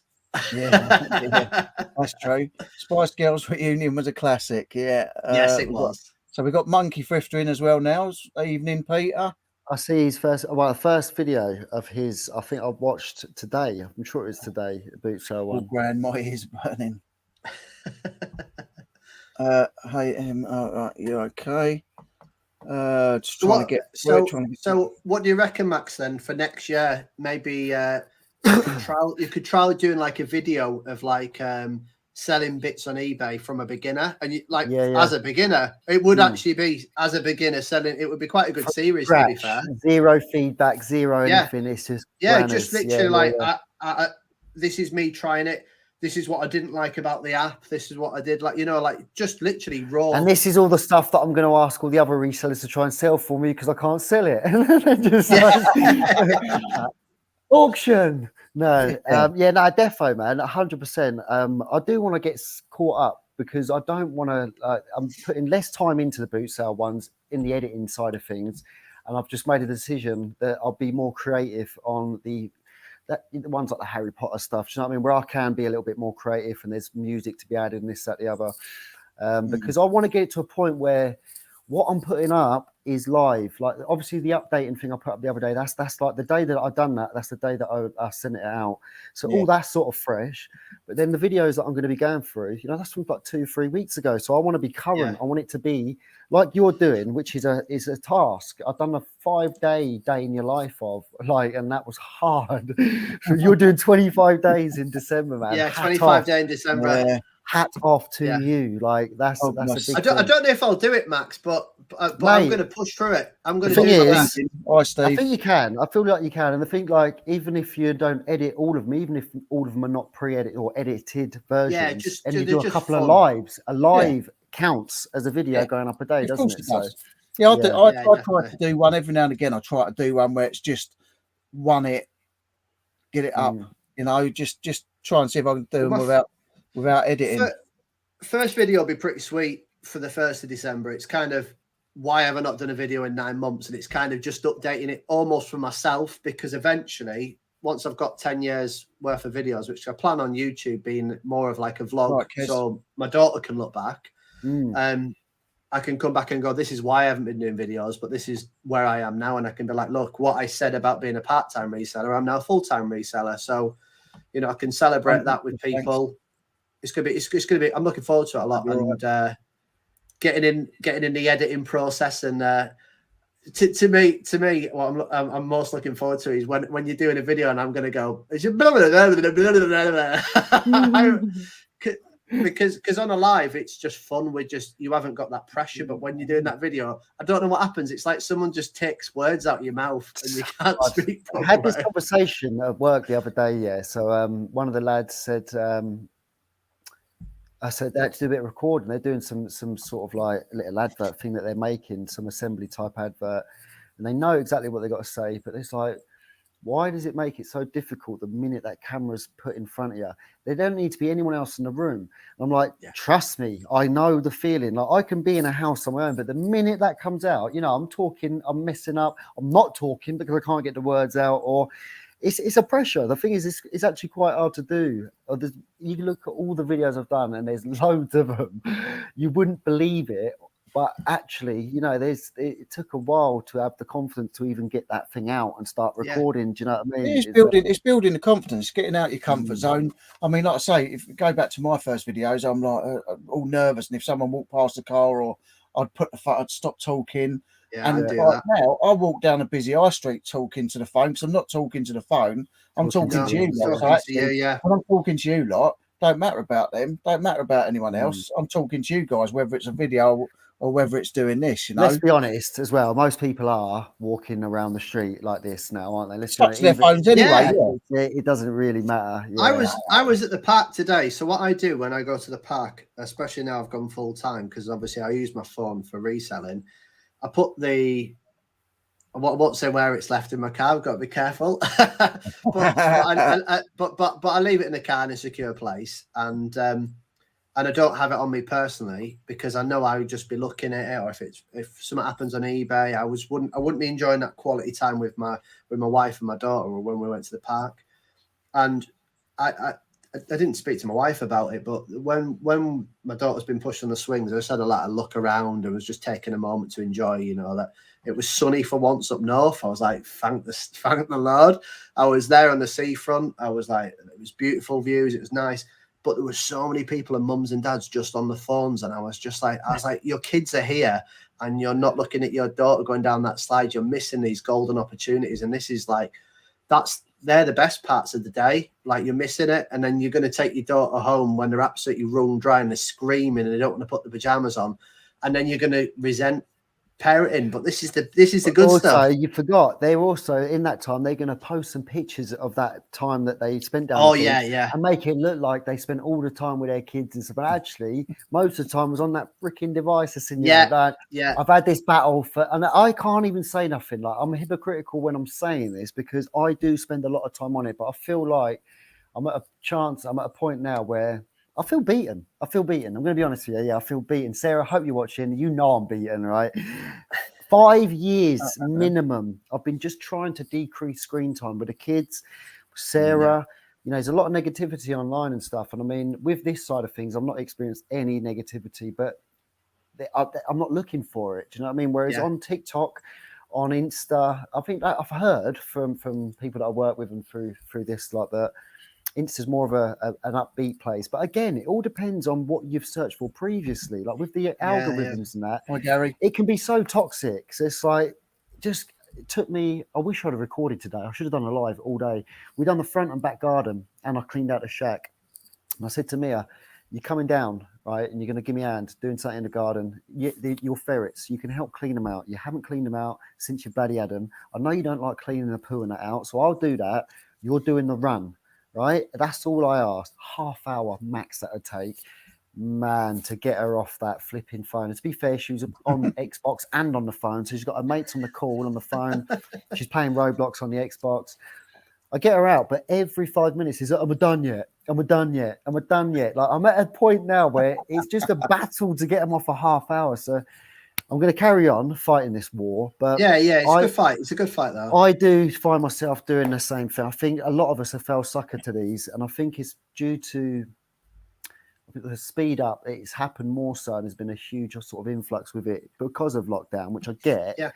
But it's pushed everyone sort of towards this, and it's made it even more hard. Like that little hit of dopamine we do get when we sort of get them views, or we get them, or we find a video that's sort of like rewarding, and we feel like it's beneficial. It's so easy to go back to. Like I find myself, first thing I do when I wake up, go for the phone. First thing I do before I'm going to bed is on the phone. Do you know what I mean? When you start looking at that, it's like, man, I think I've got an addiction. Another addiction. The only thing that might help you, Max, is that when you start doing eBay on your phone, it's a bit like when my mum used to work for Thornton's Chocolate. My mum went off chocolate. I'll be honest, I only use it really. I don't use it for any gaming, and I used to be addicted, and this is a true. Before I did eBay, I was addicted to playing games. I really was. I was on the Xbox. I would not leave. I'd come home, my excuse, and it was my excuse. This isn't saying it to anyone else, but I'd come in. I'd be like, I've had a hard day, and that allows me to switch off from the real world, and it's my mental health, and it helps me this, that, and the other. And it probably did. But it come to a point whereabouts it was just a sheer addiction to it. And since getting into eBay, I managed to pull me off that. I don't want to play games anymore. In my head, because of my ADHD, I'm going, well, if I play that, I could be listing that and I could be making an extra £100. And then I'm really valuing time so much more because I've got more, because now I haven't got a boss. I'm my own boss. I've got so much time, but I want to use it proactively. So like I said to you about today, that park, like I was like, what a quality moment. There was a bit where there was this guy.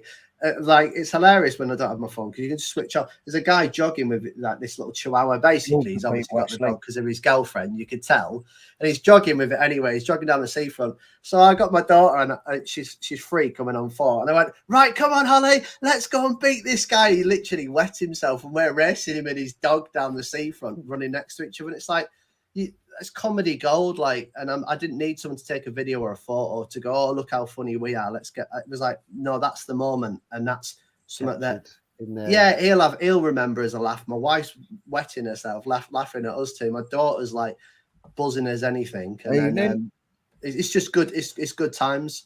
But you are right. It is hard, but I think keep fighting the fight, mate. Keep fighting the fight because I mean, it's all about moderation, isn't it? I think anything within moderation, and I mean, if there's a healthy balance, it's just trying to get that balance. Because, like you say, it's so easy to miss those moments or the park, like especially because it sounds like your kids are fairly young and stuff, so they grow up quick, man. And like those moments, they don't. It gets to a point where your kids they don't want to go to the park no more. Or they don't want to do this with dad no more. It started off being the best thing in the world. Oh, he's a superhero. My dad can do anything. That's like, what do you want? Shut my door. Have you just seen that Saint Nick's given us a super chat as well? Big thank you, by the way, to the one and the only Santa. Saint Nick. If you're going to believe in anything, believe in that man. Yeah. RJ saying I would do a live, but I don't think anyone will watch, so I'll leave it. Mate, listen, I'll watch. If you start making them, people will watch you. And then they can decide either to not continue watching you or to continue watching you. At the end of the day, listen, you've got to try it. You've got to try it. Someone's going to want to watch your stuff. We'll watch it. Yeah, definitely. And also, look at me now. I've probably got about 10 unlisted that just went horribly wrong, but I've still got a fair few lives that are just. Oh, Z's in the place. Hi, Z. Nothing, no engagement, nothing. You win some, you lose some. But the best thing is, don't give up with any of it. Like, if you want to do it, do it. Like Rich was saying, people who either come in or they won't.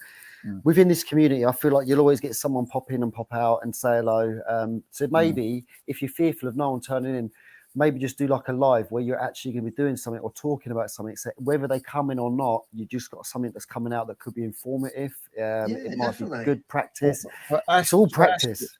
For Ashley and everyone earlier, when I said we've got good people in, I didn't mean just the lot that had just come in. I mean, you're all good people, and you're here every week, and we love you a bit. So, we just love it. Look, I've even made it chilled and snug in here now. So, like, it's like you're in my home.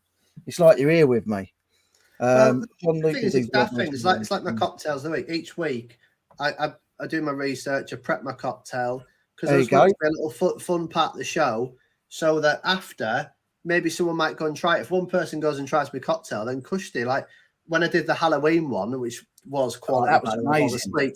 Like loads of people give me nice comments, but we just want to make it a fun Saturday show for the resellers, and for other people as well, and it's nice to make some alcoholic cocktails. Well, exactly. R and J. I think it's good to just talk about real life and stuff like that. I think there isn't enough shows that talk about real life. They talk about highlights and like the Facebook life, which is this. And as you said there, that as a parent, you had to really work hard to get them to come clean the ferrets or at the animals and do this, that, and the other. And that's the reality of life. You could take a photo and be like, "What amazing! Oh, can't believe doing this, that, and the other." But that's not the reality. Yeah, I am gutted I didn't get it. It would have been comical. The thing is, I do sometimes feel that. Obviously, I don't want to record everything, but if I wasn't so swamped, potentially that would have been something that I could have got clips for today. And it's one of them ones when you don't, and you do have some comedy gold within. I do sometimes find myself going, why didn't I just put the GoPro on or get the camera set up or something? Because there was some comedy within. But yeah, man, I said to you, Rich, the other day, I've never been one for coming on and talking about the struggles and this, that, level. Not that I've got anything against it. for me, like I said, because this was my escapism, I sort of the editing side of things, and also I suppose I wouldn't want to dive too deep into anything that could bring any of this into it and maybe cause some negativity for them. But I do want to get this one on. I can hear her. She's making me a drink, bless her. Hopefully, anyway, I can hear the kettle going. We got my mate Lee saying, Max, what do you use to edit? Well, I know it's Premiere Pro, isn't it? Well, recently, I only just started using Adobe Premiere Pro. So all my videos up until mid-lockdown, early part of lockdown was my phone. All the videos that are on YouTube are using my phone. You're using InShot. I used the free version for about 2 years, maybe a year and a half, 2 years. And then I bit the bullet. And then I bought the, I think it's like £11.50, £11.99 or something for the year. It's annually. And honestly, you can do whatever you can do on Adobe Premiere Pro. Obviously, I'm self-taught. I've never got any degrees or anything. I've always taught myself. But what I've seen with InShot, no matter what it was, whatever I needed to do, like even when I couldn't do it on InShot, for example, add a video on top of a video. You couldn't used to do that on InShot. And talk about putting things out there and stuff. I used to get to hit a wall or hit a barrier and think, if only I could do this. If only I could overlay text. If I could do this. It seemed like everything that I needed to be able to do, if it wasn't on there, on the next month update, it was there. And now you're at a point where you've got chroma key. You can remove backgrounds. You can put like green screen VFX using InShot. It's completely free. It's absolutely sick little app. It's so easy to use. But again, you've got the basic sort of features. But then if you've got like loads of transitions on a bit of text where it says you can make it spin round or you can make it spin that way or you can make it swoosh in, swoosh out. I used to even dig deeper than that. So I used to think, right, that's the basic. That's all you can use this for. Actually, no, what if I put that effect, snip that bit of text 20 times and I'll get that text to move around the screen just from adding different transitions. So I always try to push whatever it can do. But yeah, it's at a point. The update video I've done, the little one that I've done in the shack with the charity shop challenges and stuff, that was all done on InShot. Anything big, I'm using Adobe now, and that's all thanks to the people that I work for because they've got the Adobe Creative Suite. They get 2 logins. So sometimes I'll log in and there'll be someone else using it. And if someone else goes to use it, it boots one of us off. So it can be a bit of a pain in the arse, man. But beggars can't be choosers. I got it for nothing. Do you know what I mean? So I'm not gonna complain. But yeah, it's quite frustrating when you're like halfway through and it's like if that auto save ain't happened, mate, and you get booted off, it's like no, who is this? How dare you? But InShot I recommend. The only downfall with InShot using the phone, even for that small update video I done, which was about 11 minutes, 7 minutes maybe. I think it was actually 7-11. Because I remember seeing it going, 7-11. I like both 7-11, yeah. And, but not because of that, obviously. But yeah, lucky numbers of mine. But I had to delete so much stuff off my phone just to save it. So I want to save it in 60 frames. Again, you didn't used to be able to do it. You couldn't used to be able to save it in any other settings, or you had a couple of options. Now you've got the option to save it in 30 frames per second, 50, 60, obviously 1080. You've got the 720. You've got all these different variations that you can do. I even tried saving it at 30 frames per second and my phone couldn't handle it because I've got so much crap on it. I deleted 3,000 videos and photos that half of them I don't even need. But I haven't gone through them because this is my hoarder side of it. Because I haven't gone through them with a fine tooth comb, I won't delete them. So I delete them just to free up space. And then when that video is saved, I then retracted them from the deleted folder. So I just temporarily put them in the bin. You get 30 days in there. So I was just fighting. I mean, I started doing that of the InShot thing because I started editing a podcast for the people that I work with. And deleting apps and stuff was just the bane of my life. So I highly recommend obviously a laptop, but for someone who's starting out, and I think I can make better videos personally to suit my creativity. I find it easier to use InShot than I do Adobe Premiere Pro, especially when I'm on a live. Like I said, I've done 5 to 10 minutes the other day, and I end up re-editing all that stuff because I weren't concentrating. There's about 6 people in the chat, and I was just trying to talk to them and trying to edit. I couldn't hear properly. I had the music on. It was just like, Max, you're not suited to be editing this way, man. If you're gonna do a live and talk. Don't do a live and try and work. Yeah, man. This is just but at least you did that, and it's kind of a trial and error. But I'm gonna go the other route. I'm gonna edit everything on my phone. I'll do everything on my phone. And I've got a new phone coming. I think it'll probably come around about the 2nd or 3rd of December. So I've got a rubbish iPhone 6 or a 7, which I'll be filming on to start off with. And my quality all of a sudden from like the 5th of December is going to go, woof, it's going to jump. But I've got plans, and I've got a couple of things that I'm going to introduce. And I've got a different style because I'm not a person who's going to be filming with a GoPro at a boot sale when I get going. It's just not me. Just because I am so cheeky sometimes, and I'll always ask for a discount on everything. I just know people will get offended by that, but I'm here to feed for my family, and like people can say no, and if they don't want to sell something to me from a £5 to £3 and that, they can say no, that's all right. But I also want to enjoy it. I want to switch off and have all my attention just on looking for the good stuff.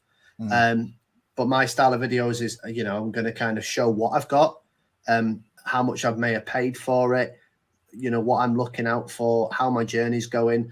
But also the whole point is that you see my pickups there and you see what I'm selling. And I also want to show off a little bit about the north as well, because the north of England, some people think it's just mines and pits up here, but it's little monkeys. Yeah, we're all monkeys up trees. That's true, nonetheless.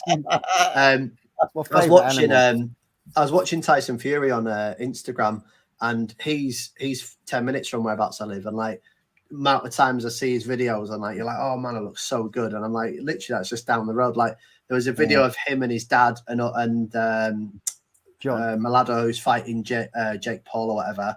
They're all jogging on the seafront past the park that I was on today, 2 days ago. And then this morning, if you watch his Instagram, he's up at the top of Lancaster, which is whereabouts I live. And he's like near a castle. There's like this castle, this lookout point, and they're all doing press ups and everything. And I'm like, it's such a lovely place up here. And I'm looking to kind of show that as well, just to kind of show why.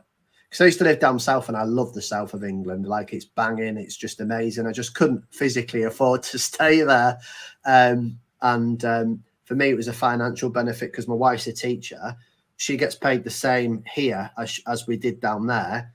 And because the cost of living is so much cheaper up here, just means we've got a little bit extra money so we can push things a bit more. We can go on the holiday. We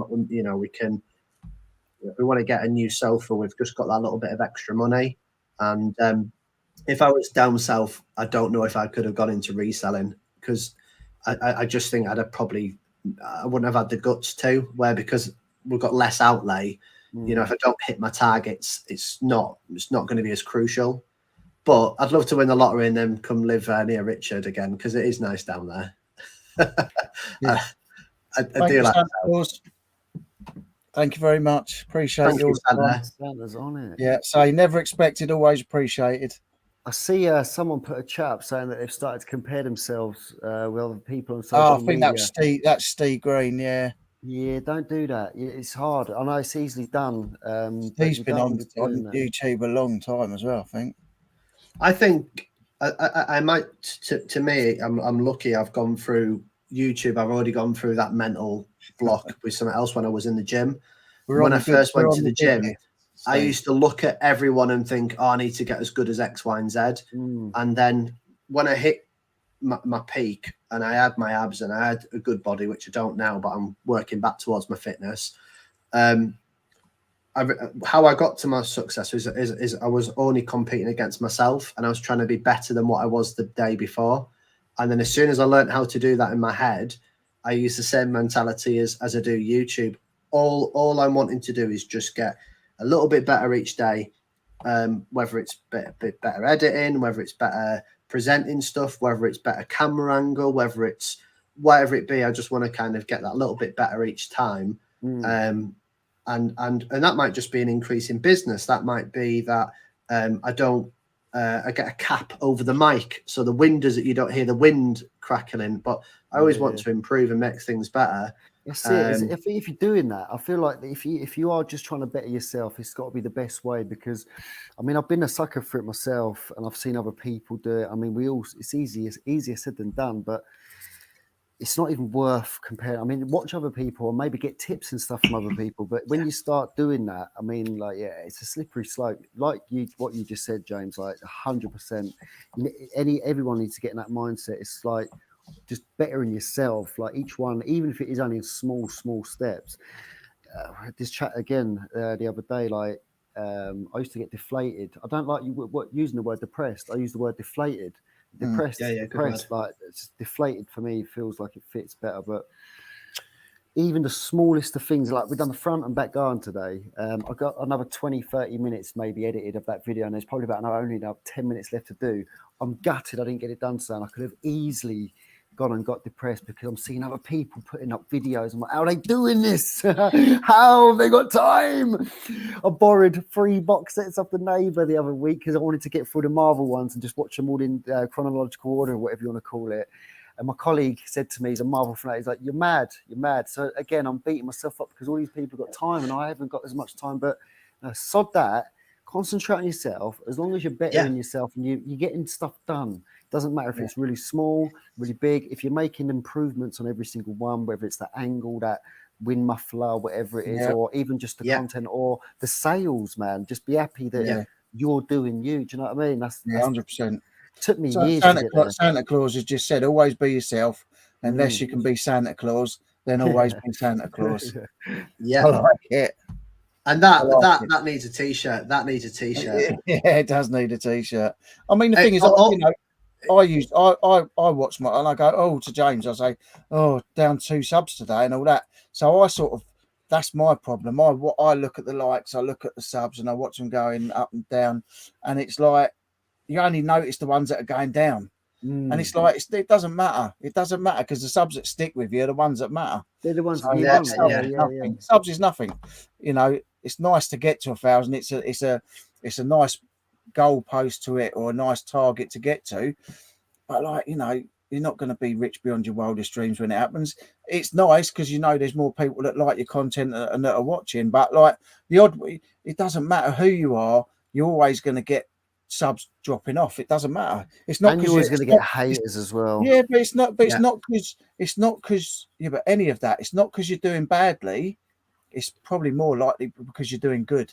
Yeah, it's true. And you're getting haters and you're getting people unsubbing because they're not going to want to watch you. If they're hating, they're not going to want to watch you doing well. You know. So, someone's Junie's asking when little Steve doing Mrs. Doubtfire. He's got to do Mrs. Doubtfire because he's not doing his pre-records. Instead of Vlogmas, I might do Packmas and do pack openings on my channel. Yeah, why not? Why not? Cool. Why not, mate? Yeah, anything. It's like it's content. Yeah, it's best way. What would they be? What pack openings? Does that mean like the cards and stuff? Probably Pokemon. Yeah, like Pokemon cards. I got a wad of Pokemon cards behind me. If anyone's, I've had them since I was like a teenager. I didn't used to play the game, but I used to play Kirby, and I won all of them playing Kirby. I was sick at Kirby back in the day. Nice. We found them. The kids used to mess about them and stuff. They're in plastic wallets, but I'm not going to lie. I put them on eBay. Must have been about a year ago, and I didn't end up selling them because I took them down because I got overwhelmed with these messages and offers. I knew from that point that these could be worth some money, and I'm like, hang on a minute, I need to look into it. Someone told me to get them appraised.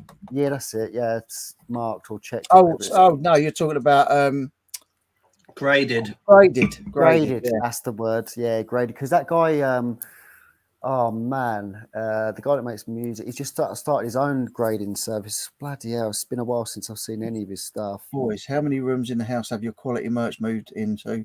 How's your better half with the addiction? Well, mine were all in the house, and this was full, literally up to the ceiling. I had a little fold-out plastic chair, and my knees were touching the stuff in front of me. I had stuff at either side, and I was literally like this, crammed in here when I was doing the lives. Although the backdrop looked good, but now I've got a nice big, like, ex-restaurant or pub seat here. I've got another one over there. All my tat is in a storage unit. But I've still got some in one of the spare bedrooms. That's got to come out. I just want it all out so that I can do my YouTube stuff in here, do my selling, hopefully get rid of all that stuff that I've got in the unit in the next couple of months. Yeah, it does take over the house, and yeah, it doesn't make my wife happy, I've got to say.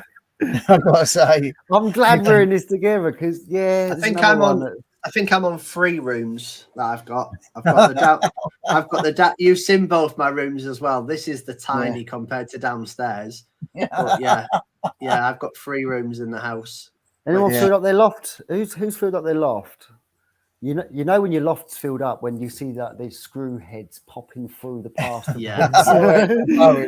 Or just like plush hands falling down, looking like teddies falling out.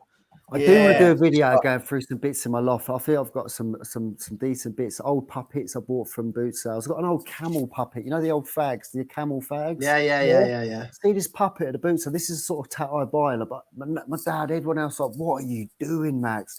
Right, that looks cool. And it's this camel with a leather jacket, and he's got his cool glasses on. He ain't got the cigarette though. He's missing the cigarette, which is obviously going to make it a lot more money. But what you could do is actually buy a Camel cigarette and put it in his hand. Exactly what I was going to do. The thing is, all that sort of stuff that you're saying, oh yeah, people look at it and go, oh, but it's the same thing with a flat Eric. 99.9% people would walk past a flat Eric. I'd love to find a flat Eric. And I've been looking since that thingy. Yeah, I know you got one. He's got one. Yeah, he's got one. Yeah, he's got everything. I have seen some on eBay as low as 30, 40 quid. She come in for a drink, look. She's giving me a drink, bless her. Oh, nice. Oh, amazing. I didn't even see her. She's as quick as a ghost. Sorry, talking about ghosts. You mentioned ghost. You mentioned ghost earlier, right? Get this. This is all you want to hear, isn't it? So basically, I'm not sure she'll watch anyway, but Sarah's mate, one of the neighbours, is into all that sort of stuff. Yeah, you know, she does not readings as such, but she's in touch with that spiritual side apparently, and she can make contact with all these different sort of things, whatever you want to call them. Yeah. So I come back the other day, and she left. She was just sort of leaving as I was coming in through the front door, and Sarah said, "Oh my God, you don't understand. I thought one of the kids ran down the stairs." So I was like, "Who's that?" This is what Sarah was saying, and no one was there. And then this woman said, apparently there's an old man ghost, right, in the house, right? This is all you want to hear. And she's like, what? She's like, yeah, he's on the stairs. I can't not see people now. It's like that movie, I See Dead People. I See Dead People. Yeah. So she's saying, no, I've basically... Not her eye, I don't know what it is. She's opened up something now. Third eye. Yeah, I was going to say that, but I don't think it is a third eye. I mean, I've looked into that sort of stuff, and I don't think. I mean, celestial eye might be something, but apparently, anyway, cut a longish story short, the ghost ain't here for Sarah. Apparently, he's here for me. And when she said that, I went cold, right? And I was like, "What? What do you mean?" She said, "He's here for you."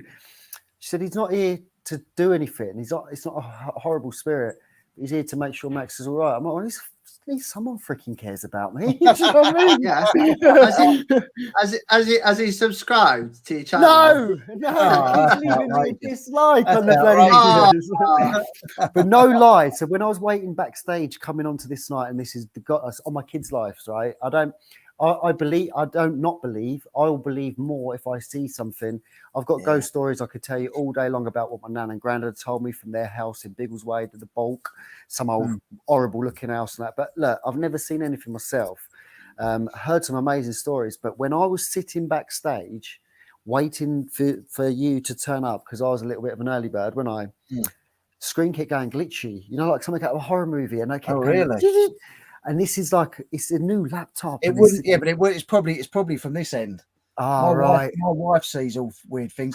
I ran upstairs once past our bedroom, and I was in the house on my own, and I've run up and I've sort of looked briefly into our bedroom, and I thought, I've gone sort of past it, and I thought, bloody hell. And I looked back, and from what I thought I saw was a man stood in the bedroom looking straight out the front window with his hands in his pockets, khaki trousers, a white shirt, and braces and that, like army type, like old. Just looking. I went back and it weren't there. And then I've sort of convinced myself it was the wardrobes. But then my wife showed me a photo of her granddad, who was a pilot, and like it clothed exactly the same as what I thought I saw. And I was like, but I talk myself out of things. I've been laid on the sofa and I've heard like right in front of me. She's over on the other sofa. The dogs are all plotted up. Like there's no one there. And I've gone, oh, what was that? I said, I've just heard this thing. Like, and she's gone, you know what it is? One night we were laid in bed and there's like, you can't even stand up in our attic. It's one of them really low attics. You have to crawl in it.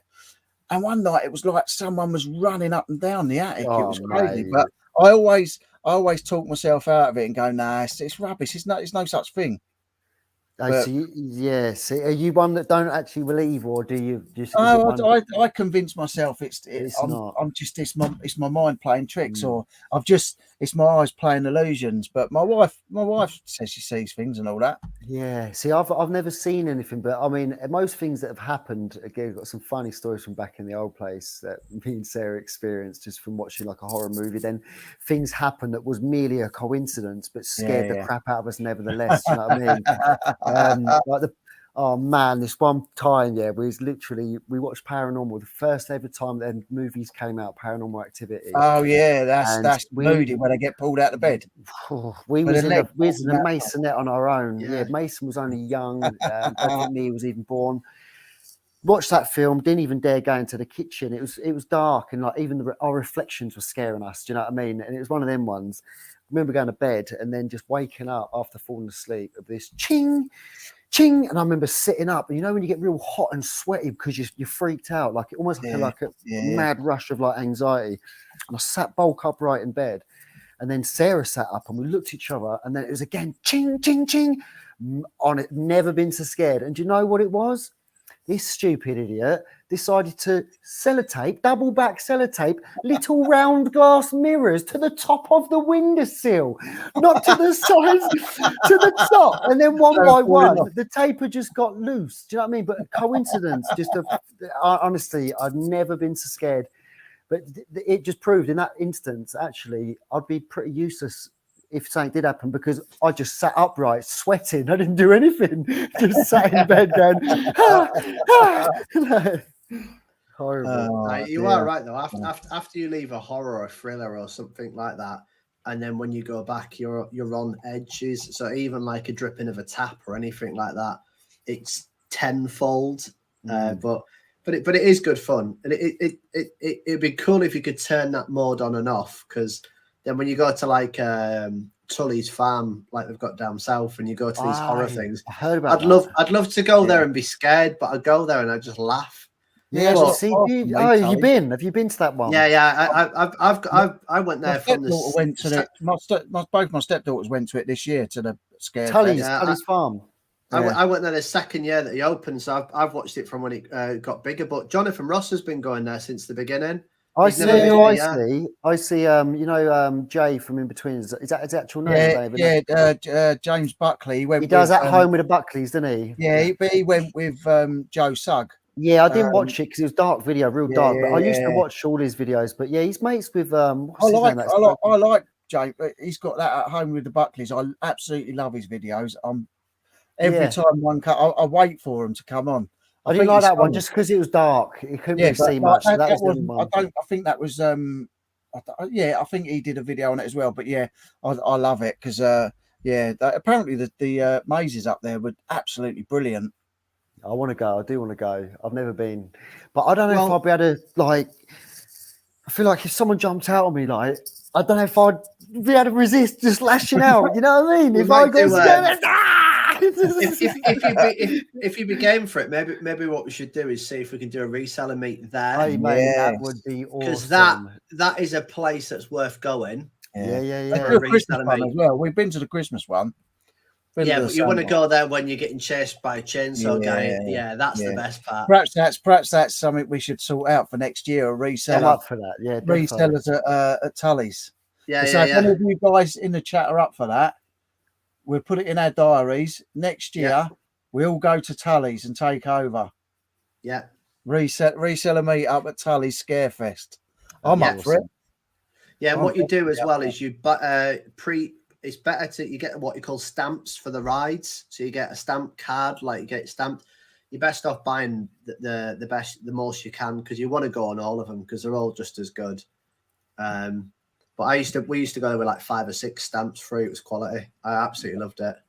Yeah. Tractor ride's quite good as well. Takes you slowly around the whole field. Bit, yeah. And then you get people on cages dropping and like coming. Oh, it's quality. And then people coming on chasing you with chainsaws and then they'll be whacking the blade right next to you on the wooden thing. There's no metal on it, but it's a real chainsaw with all the gas and the smoke coming off it. But when someone's coming at you who's massive in like a Leatherface outfit going, it's really good. It's really good.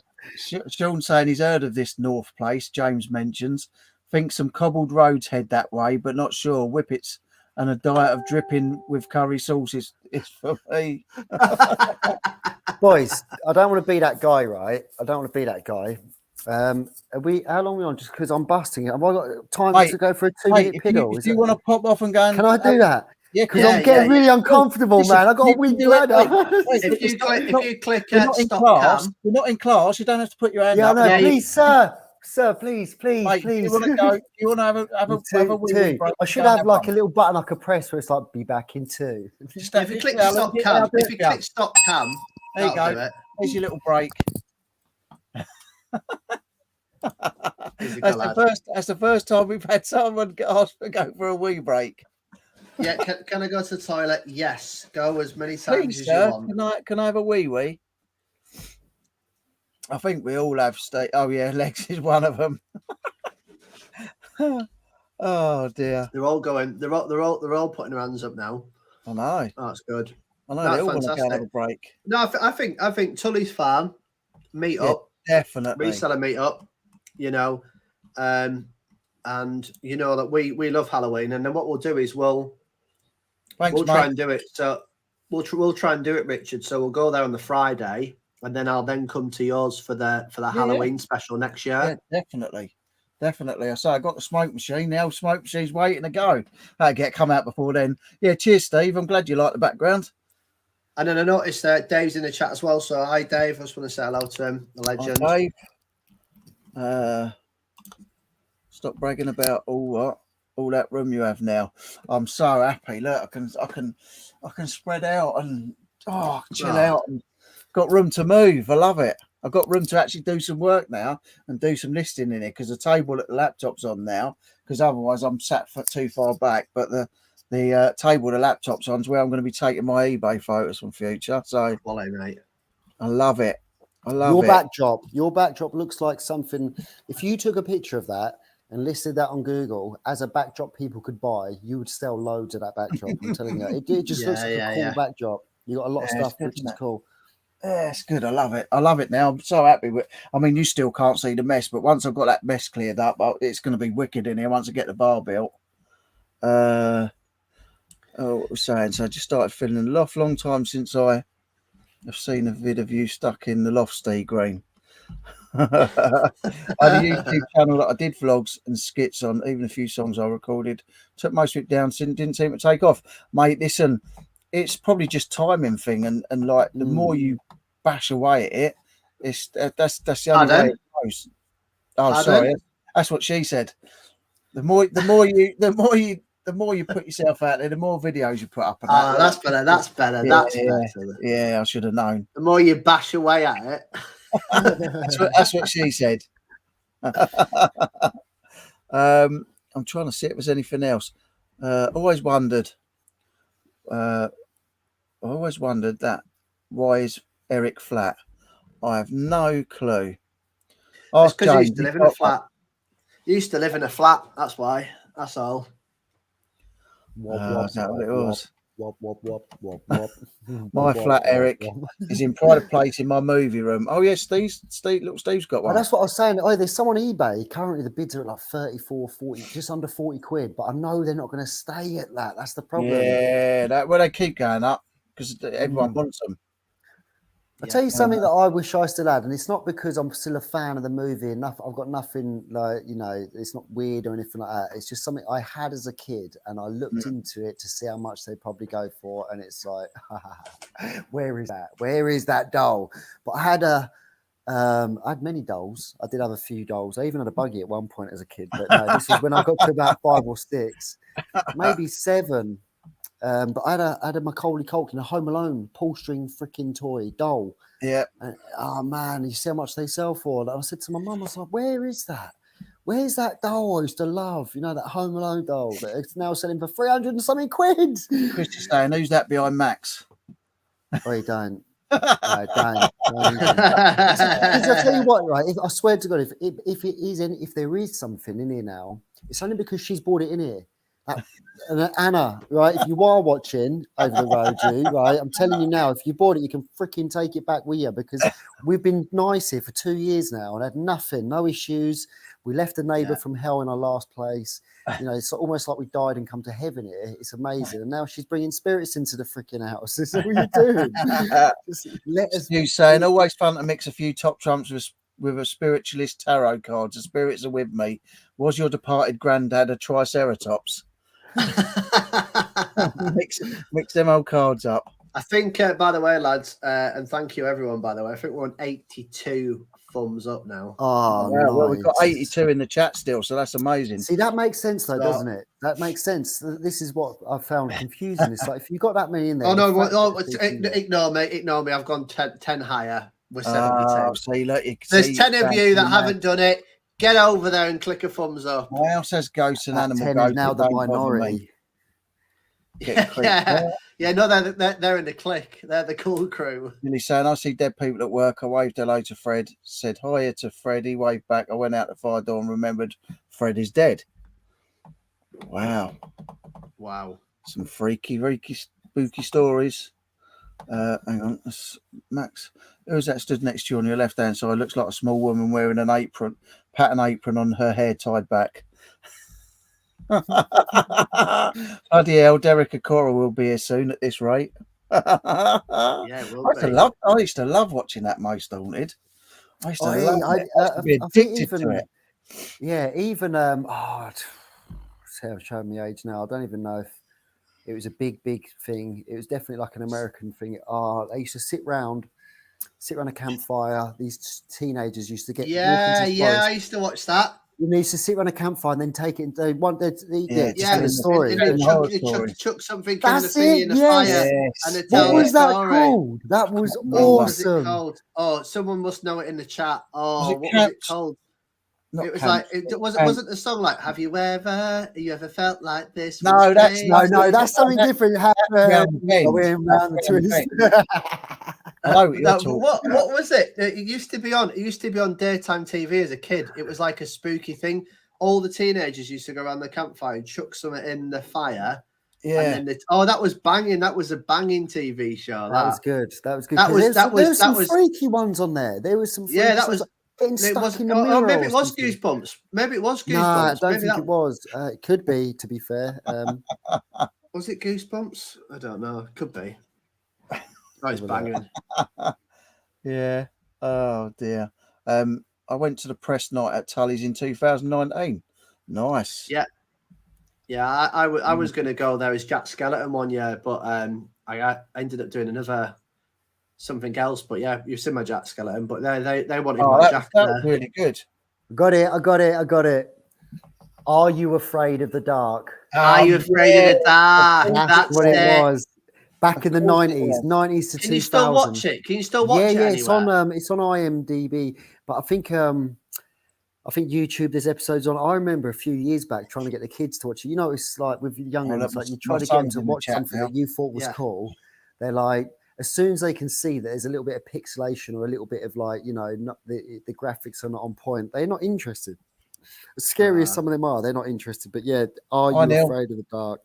We've got a group of teenagers. That's the one. Didn't they do books as well at one point as well? Yeah, probably. That? Yeah, they always did the book stuff, right? Didn't they? Chris is saying, it's Tyler's time to shake hands with a friend. I love it. My son's in now as well. He just come in and said the name's Bond, James Bond. No, it's not. Rich, I hope we will be living down there I'd love to come to that event. Listen, anyone's welcome. It'd be amazing to all meet up at Tully's. That'd be so funny. That'd be awesome. Yeah, definitely. That'll be a very cool night. I'll definitely be vlogging it. I'll definitely be vlogging it out. I was about to say, I think most people would. And you know what we'll do, Max, as well? We'll go there and we're going to bring lights. Yeah. We're going to bring lights with us, and it's not going to be dark. We're just to get a camera that actually picks up night vision. Can you imagine if everyone was recording it would be lit up anyway, and everyone would have their flashes on. It'd just be like people were trying to make us jump. So, mate, I can see ya. I can see ya. Get back in your hole. Take your chainsaw. Get back. And then someone comes behind you, Max, and goes, and you go, "Wah!" I expected this to be a joke from Stu, but he said he saw a woman in a mid-Victorian dress cross the road in front of my car one night in '92. Weird. She looked like she was made of mist and semi-transparent, crossed the road and faded away. Yeah, I don't not believe anyone when they say it. Obviously there's people that make things up, but when I hear them, I take them and they still make my hair stand up because I do believe like that people have seen stuff. I remember watching one of those programs. His friend and passenger in the back seat also saw it as well. So, but you hear them ones where like motorcyclists have picked someone up, haven't they? Hitchhiking or something, and then they turn around like a mile down the road, and the helmet's still bouncing on the back of the motorbike. No one there. When you hear stuff like that, it's like, surely not. Like that, I would pass out through fear. The realization of having no one on the bike, I would crash. I'd be like a heart attack or something. Too much. That's weird. Yeah, that's there's weird. Max's link again for his channel. If any of you haven't subscribed, and Max's and James's are both in the description as well. What's he saying? Oh, he's talking about what I saw. My dad, Night's Life, saw my great granddad in a green army uniform by his bed. Spooky story for Halloween. Yeah, I told that one. Yeah, that was weird. It was weird, but yeah. There's James's channel. Junie's sub to Retro Jamie. We'll have to do our own version of Are You Afraid of the Dark? Yes, that'll be quality. We'll have to take that burn the fire. I know who I'd get to edit it. This guy called Maxemus.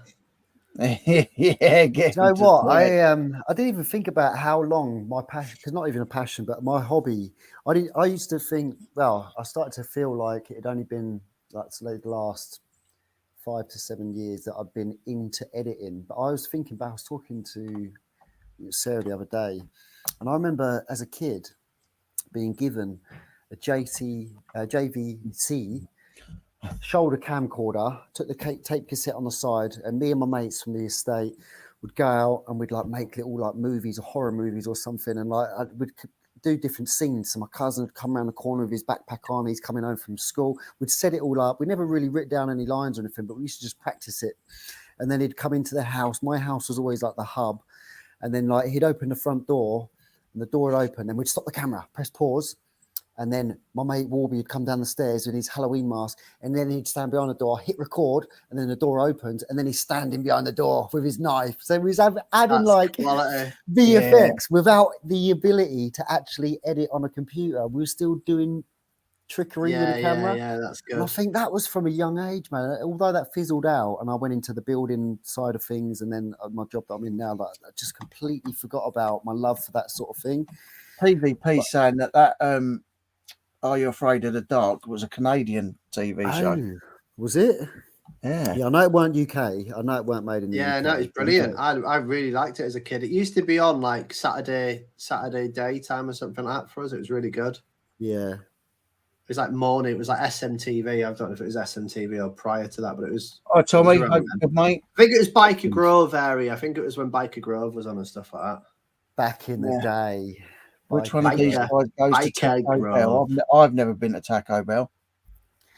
I've been once. I didn't even know what it was. I didn't know what it was. So we was up in Colchester, and I was staying at my nan's. She lives in Clacton, and we went to, I think it was Colchester. Could have been it was Colchester. It definitely was Colchester, and was literally, I think it's right opposite Nando's. But we've done a little bit of a It's actually on the video, one of my videos. I think Tommy must have seen it because he's just saying, question, which one of these guys goes to Taco Bell? Yeah. I've never been.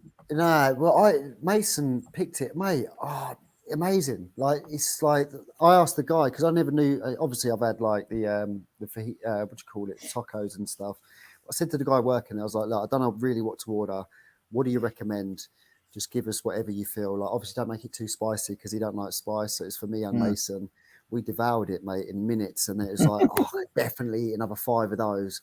Banging to now. Since that day, that was about 4 months ago. At least once every 2 weeks, Sarah will do them. Like we had them like 2 days ago. Nice. Just as nice as the ones in the shop. Steve Green's just saying he's subbed to you, Max. Appreciate it. I genuinely appreciate it. I mean, and even if like I don't even Tommy's channel, I'm not here for the subs. Like, I'm here just for the chat and stuff. But all the people that have subbed fully appreciate it. But I will not be offended if you like look at some videos and go, you know what, it's not for me. I'd like to say, with the variety of videos I've got, if you dig deep, there will definitely be one in there that will put a smile on your face, even if it's only a minute from a 20-minute video. There will be one slot that will make you smile, but it's not for everybody. Like it's not. Some people. I think it's the same with anything, isn't it? You either like it or you don't. Same with anyone. When when subs pop off, someone's probably subbed, watched a few videos, don't like it, and decided it's not for them, and that's that's fair enough. Yeah. It's fair enough. You can't. I think that was one of the hardest lessons that I think it took until the mid-20s was that you can't please everyone. And sadly, I don't know if it was not being parented properly. I don't know if it was not understanding it, but and my mum's a bit of a pleaser. Sadly, I think I just came from a pleasing family, and yeah, I think it took me literally later on in life to realize that actually not everyone's gonna like me, and it was like a big. I remember the person that taught me the lesson. Like it was like an argument on a night out and a massive misunderstanding, and then the person like blanked me out over nothing, and I was just like. And I remember speaking to them in a work situation. I went up to them like the day after, and I was like, "Look, I'm going to be in the canteen at this time. Do you want to come with me and have a coffee? We'll have a chat about it and sort it out." And they just blanked me out, and I just realised that you can't please everyone in life. And no one can. It's similar sort of thing. Same with that. It was my mum actually trying to tell me, Max, you can't please everybody. You got to start saying no. Like I was a yes man. Yes. So it's only been recently I've been going. Nah, it's like Mason earlier. It's like we wanted to get picked up later, but because I had this, like last year or whatever, I'd have just dropped everything. I'd have done everything, not just for the kids, but work, family. Someone needs help. Someone's moving house. Like I'm there. She's saying just put yourself first for a change. Like stop saying yes, start saying no, because you can't please everybody. And those that actually care are not going to disown you or stop giving you the time of day because you've said no. And actually, it's a good thing once you start doing it. I don't want to make it too much of a habit, but it's like, nah, I'm not doing that. What are you doing? I'm watching Night's Life. What do you mean? I'm liking this comment from Z. I'm so weak-willed. Just order a quarter pounder with hot chili sauce and chips with red salt. Lovely. Sounds nice, mate. Does. Sounds nice. What did you have for dinner anyway? What did you munch tonight? You had I'm still munching on mine because it came later. Nice day. I had chili con carne. I've got like a Jamaican burger over there. I had chili fresh wings and like chips. I've just been munching on the chips. Oh, nice. Whilst we've been talking, you've been eating? Yeah. How have I not noticed that? I'm like subtle. He's very sneaky. Very sneaky. Yeah. So enjoy your burger, Z. Night, Steve. Steve's gone. Santa Claus. I try, but I cannot please everyone. That's very true, Santa. Nobody can. Not even if you're Santa Claus. It's impossible. Stu wants one of Z's burgers. Where are we? Yeah, but sounds nice. Yeah, I had a chili con carne tonight. It was very nice. Do you like it? Chili, the old mincemeat, innit? That's what the Taco Bells are. It's I love it. Love it. What do you prefer though? What's your main one with the old mincemeat? Is it like the spaghetti? Is it the shepherd's bush, shepherd's pie, whatever you call it? I like bolognese. Bolognese is nice, but then I like making a nice scratch built like shepherd's pie or cottage pie as well. Yeah, I like making one of them, and it comes out. Yeah, definitely winter meals, isn't they? I'm going to get onto the shepherd's and cottage pies. I think now I'm reselling. I feel like I can put that time and effort into that. Yeah. It's more like I can boil the potatoes and then let them like just get perfect. Do a couple of listings, then come up and then do the next bit, and then like batch do it. But I'm looking forward to it. I think I'm going to do a lasagna on Tuesday with my daughter. Yeah, I got one yesterday. Like a proper, but I'm thinking of 4-tier lasagna, like a big. You take it out and like just the small sections enough for you, but I'm going to make it tall and just. Got the flipping sports guy in. Hi, mate. Hope you're doing well and having a good day or morning or evening, wherever you are. I know you're in America, I think. So we're nearly at the bottom of chat. I had a Monster Energy and chips on a Greek flatbread. Nice. That's all right. Nice. Nothing wrong with that. With mint, I like a minced curry with potato pieces eaten with a chapati. Nice. We like that. Oh, I could talk about food for ages. I love it. I'm such a fatty. Mate, this is where you've got the platform now. So you could be thinking about things like you were talking about Bake Off earlier, James. Like you could do your own Bake Off, you two. Like you got your Saturday Night Live, man. One week will be a Bake Off. The next one, get yourself a little camping stove. Get stove and start.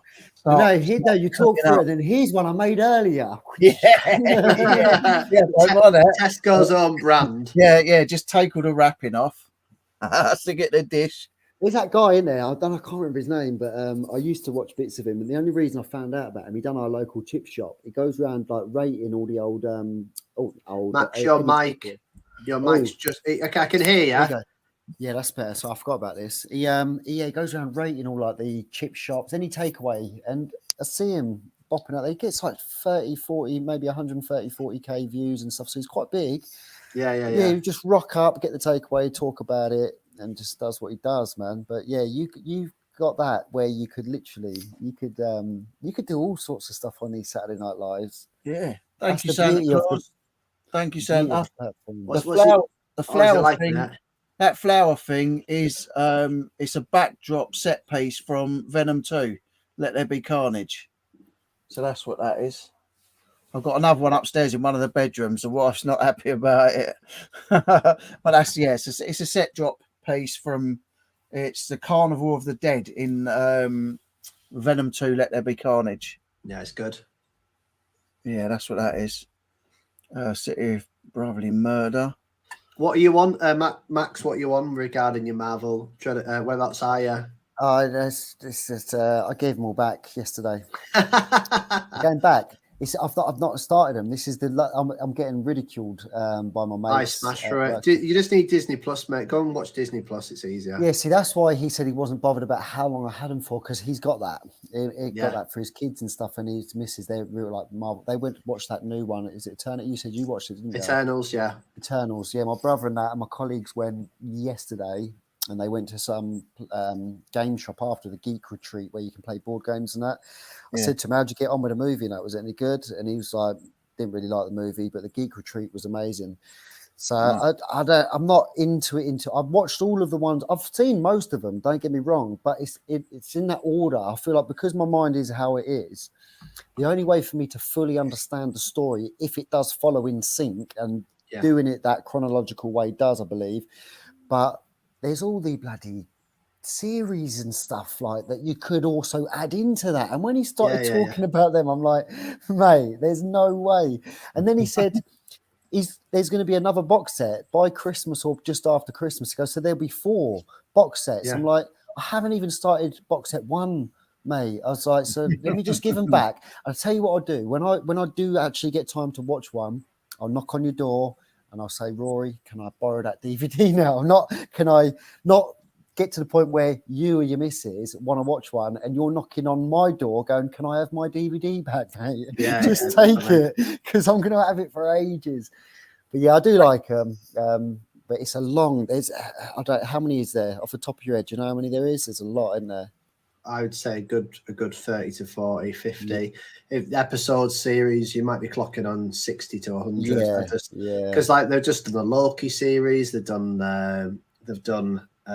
Falcon and the Winter Soldier spin-off, they've done Scarlet Witch's spin-off series. They've obviously got 3 Iron Mans, they've got 2 Infinity Wars, they've got 2 Captain Americas, hundreds of Spider-Mans to watch, because potentially in the new Spider-Man that's coming out in December, all the original ones, they're all coming into the multiverse. So you're going to see the original Tobey Maguire, like all them are coming into it. Like it's going bonkers, but it's good. It's good. It's a good time to be watching Marvel right now. You know, if I know you're not going to watch it, put it this way: they've just got probably the hottest, one of the biggest singers in the UK. He's now in Marvel. He's just appeared on the end credits. That's all I'll say. I won't say too much.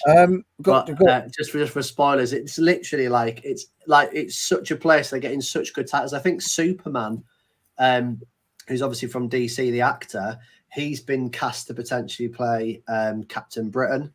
It's like Marvel's so rich they can just buy who they want and just get them over. It's amazing. We've got Retro Jamie says, "Where's Maximus based?" As the guy he's talking about also is also near me. I don't know who's he talking about. I don't know. We're talking about the big guy. Sarah's currently having a mini picnic to myself in the kitchen, watching this. Hope you're not hungry, Max, as I've eaten it all. I ain't hungry. I'm filled up. Look, I had a bottle of water. That's why I needed a piss earlier. I had a bottle of water, half a bloody apple juice, herbal tea, a fennel and bloody cucumber herbal tea, or whatever this one was. This has gone through me, but yeah, food. We had hot dogs. I had 3 hot dogs before I jumped on. Just the cheap ones, you know, nothing special. Bit of mustard, bit of tomato sauce, but these peppered chips that you get in the cans, little things that come in a bag, and you can put the salt and pepper on. Have you had them? And you just put them in the oven. They're banging. Amazing. They're so good. But yeah, I can hear her in there. I genuinely thought she was going to come in. Tommy saying, how does the guy at the top get the college girl to stay so still? They always run from me. I think he's talking about your mannequin. To be fair, I actually keep looking at that. Like, I didn't want to get too close because when I first clocked it, when you pointed it earlier, I'm like, there is legs there. I'm not tripping. There is definitely legs coming from the bottom. Yeah. He went to a castle to pick that mannequin up. And then the one next to it looks like it's floating. It's really good. It's like an optical illusion the way it is against the black thing. Because I've basically lined it up so it looks like it's floating. So that looks like it just floats. Yeah. Still learning, enjoy it. Many nice comments. With your reselling that, are you stocking up for? Do you normally like stock up for Christmas? I know a lot of resellers have been watching. They get that mother load in or try to before the Christmas haul. No, I ended up getting a massive load of stock because I was looking after my brother because he was ill, and I kept buying and just chucking it on the pile. That's the only reason I've got a huge death pile. I feel like this year is going to be a big year for resellers, you know, like especially if someone's like, I don't buy toys and stuff like the stuff that would probably be sell for Christmas presents, but I know Nick and that do, and I think Carbu, Chris, a few others specialize or get a lot of that sort of stuff in. Like there's going to be one of them shortages things. Like we're going to see massive struggles, I think, for people actually getting because of the drivers and the shortage. Yeah, there's going to be something going on. So I think anyone reselling that, here she comes, that she must want to get some fresh air. That's why she's crawling. I think the ghosts are kicking off. I think also with that as well, it's going to be an amazing year 2022 for resellers because 95% or 90% of UK holiday camps are already fully booked up. So if you're going to get into reselling, you're going to be selling deck chairs, you're going to be selling summer outfits, swimming stuff, whatever it be. I just saw a sheep move past. Whatever it be, whatever it be, I think they're going to go like hotcakes, and I think a lot of people are going to be doing staycations. And like we've already booked up our holidays for like Scotland and down south and stuff like that. So I think it's a good place. I'm not watching the programs you're watching, but Tommy's saying I'm waiting for William Hung to make a Marvel appearance. Yeah. I don't know. I'm not going to start saying too much about stuff because I know people might not have seen movies, and I don't want to start getting told off. Spoilers. Your last comment was aimed at Tommy. God, it's still going so mad. Still got 65 people in. Thank you so much, guys. Decent. Decent. We're going to finish up soon now because it's been nearly 2.5 hours. I reckon 2 minutes and we wrap up. We'll finish bang on 10. I better talk to the wife because if I don't, she won't talk to me for months. I've got some more listing to do, I'm sure. Oh yeah, you've got loads of listing to do. Just highlight a few more. You got some good sales in them. Them things you sold earlier, James. That training, they're all good earners, aren't they? That's what I mean. When you look at that, I can't see why people. I don't want a load of other people to start doing it. Obviously, there's a load of people doing it already, and we need to keep some market open for ourselves, don't we? But when this is what I say to people is like, you're mad not to. Do you know what I mean? When you're walking past that, people are like, why do you always go to the boot sales? Like, why are you always there? But when they realise or when they see this sort of stuff, it's like it's a no-brainer. Like, you buy that cheap, you flip it, you make that much money. Like, it's what pisses me off when people say there's no work out there. Do you know what I mean? There is work out there. If you really want it, there's work out there because you could just literally go to the charity. Sarah's the charity shop queen. She's the one that got me on the charity shops. And I'm not joking. I could look around here, take you on a house tour. Most items in here are from the charity shop. I actually want to show you this one. This is sick. Let me just show you this. But, oh, man, I forgot about this. I'm not selling this. Hold on. You got Peter in, vinegar jar. Sir Peter. Sir Pete. Hi, Sir Pete. Sir Pete. We are wrapping it up, by the way, Sir Pete. Yes. Oh, that's lovely. That's William Hunt. You have to look him up on YouTube. I'll have to. Oh, that's nice. I'll have to have a look, Tommy. I've never heard that name before. Hang on, let me have a look. I imagine with a name like that. Could you see that? Could you see that? Yeah, that's quality. That that was like 12 quid, right? And if you look online, they're like 250 plus for that one that size. Mental. Yeah, it's just chilled and it's just flowed. I imagine it's because it's like it's a mixture of like clever glass blowing as well to be melted like that. But I think that comes back to what they were saying before about Sean either or Cola Flipper was saying. An item is really worth how much effort it went into and how much that time it would have taken and the skill set to do that. You know. That would have taken a very clever person to kind of craft it round that. And, you know, that's why it is worth 100 all day. Tommy's just saying, Peter came in for the last minute plug. You are a pro, Peter. Yes. Right, guys. He's a pro. We are going to wrap it up and thank you. You've been here with us for 2.5 hours and we appreciate it. I mean, usually we go for sort of an hour and a half, 2, but like if it flows, we just let it go. Yes, we do. We just carry on. So Maximus let it flow because he said, "Can I go to the toilet?" And it flowed all the way to the toilet. If you ever invite me back on, I promise I will manage to get to the end without having to run off for a leak. I've got a weak bladder. What can I say? Don't matter. All you have to do is click that stop cam, put yourself on mute, and just say, "I'll just be back.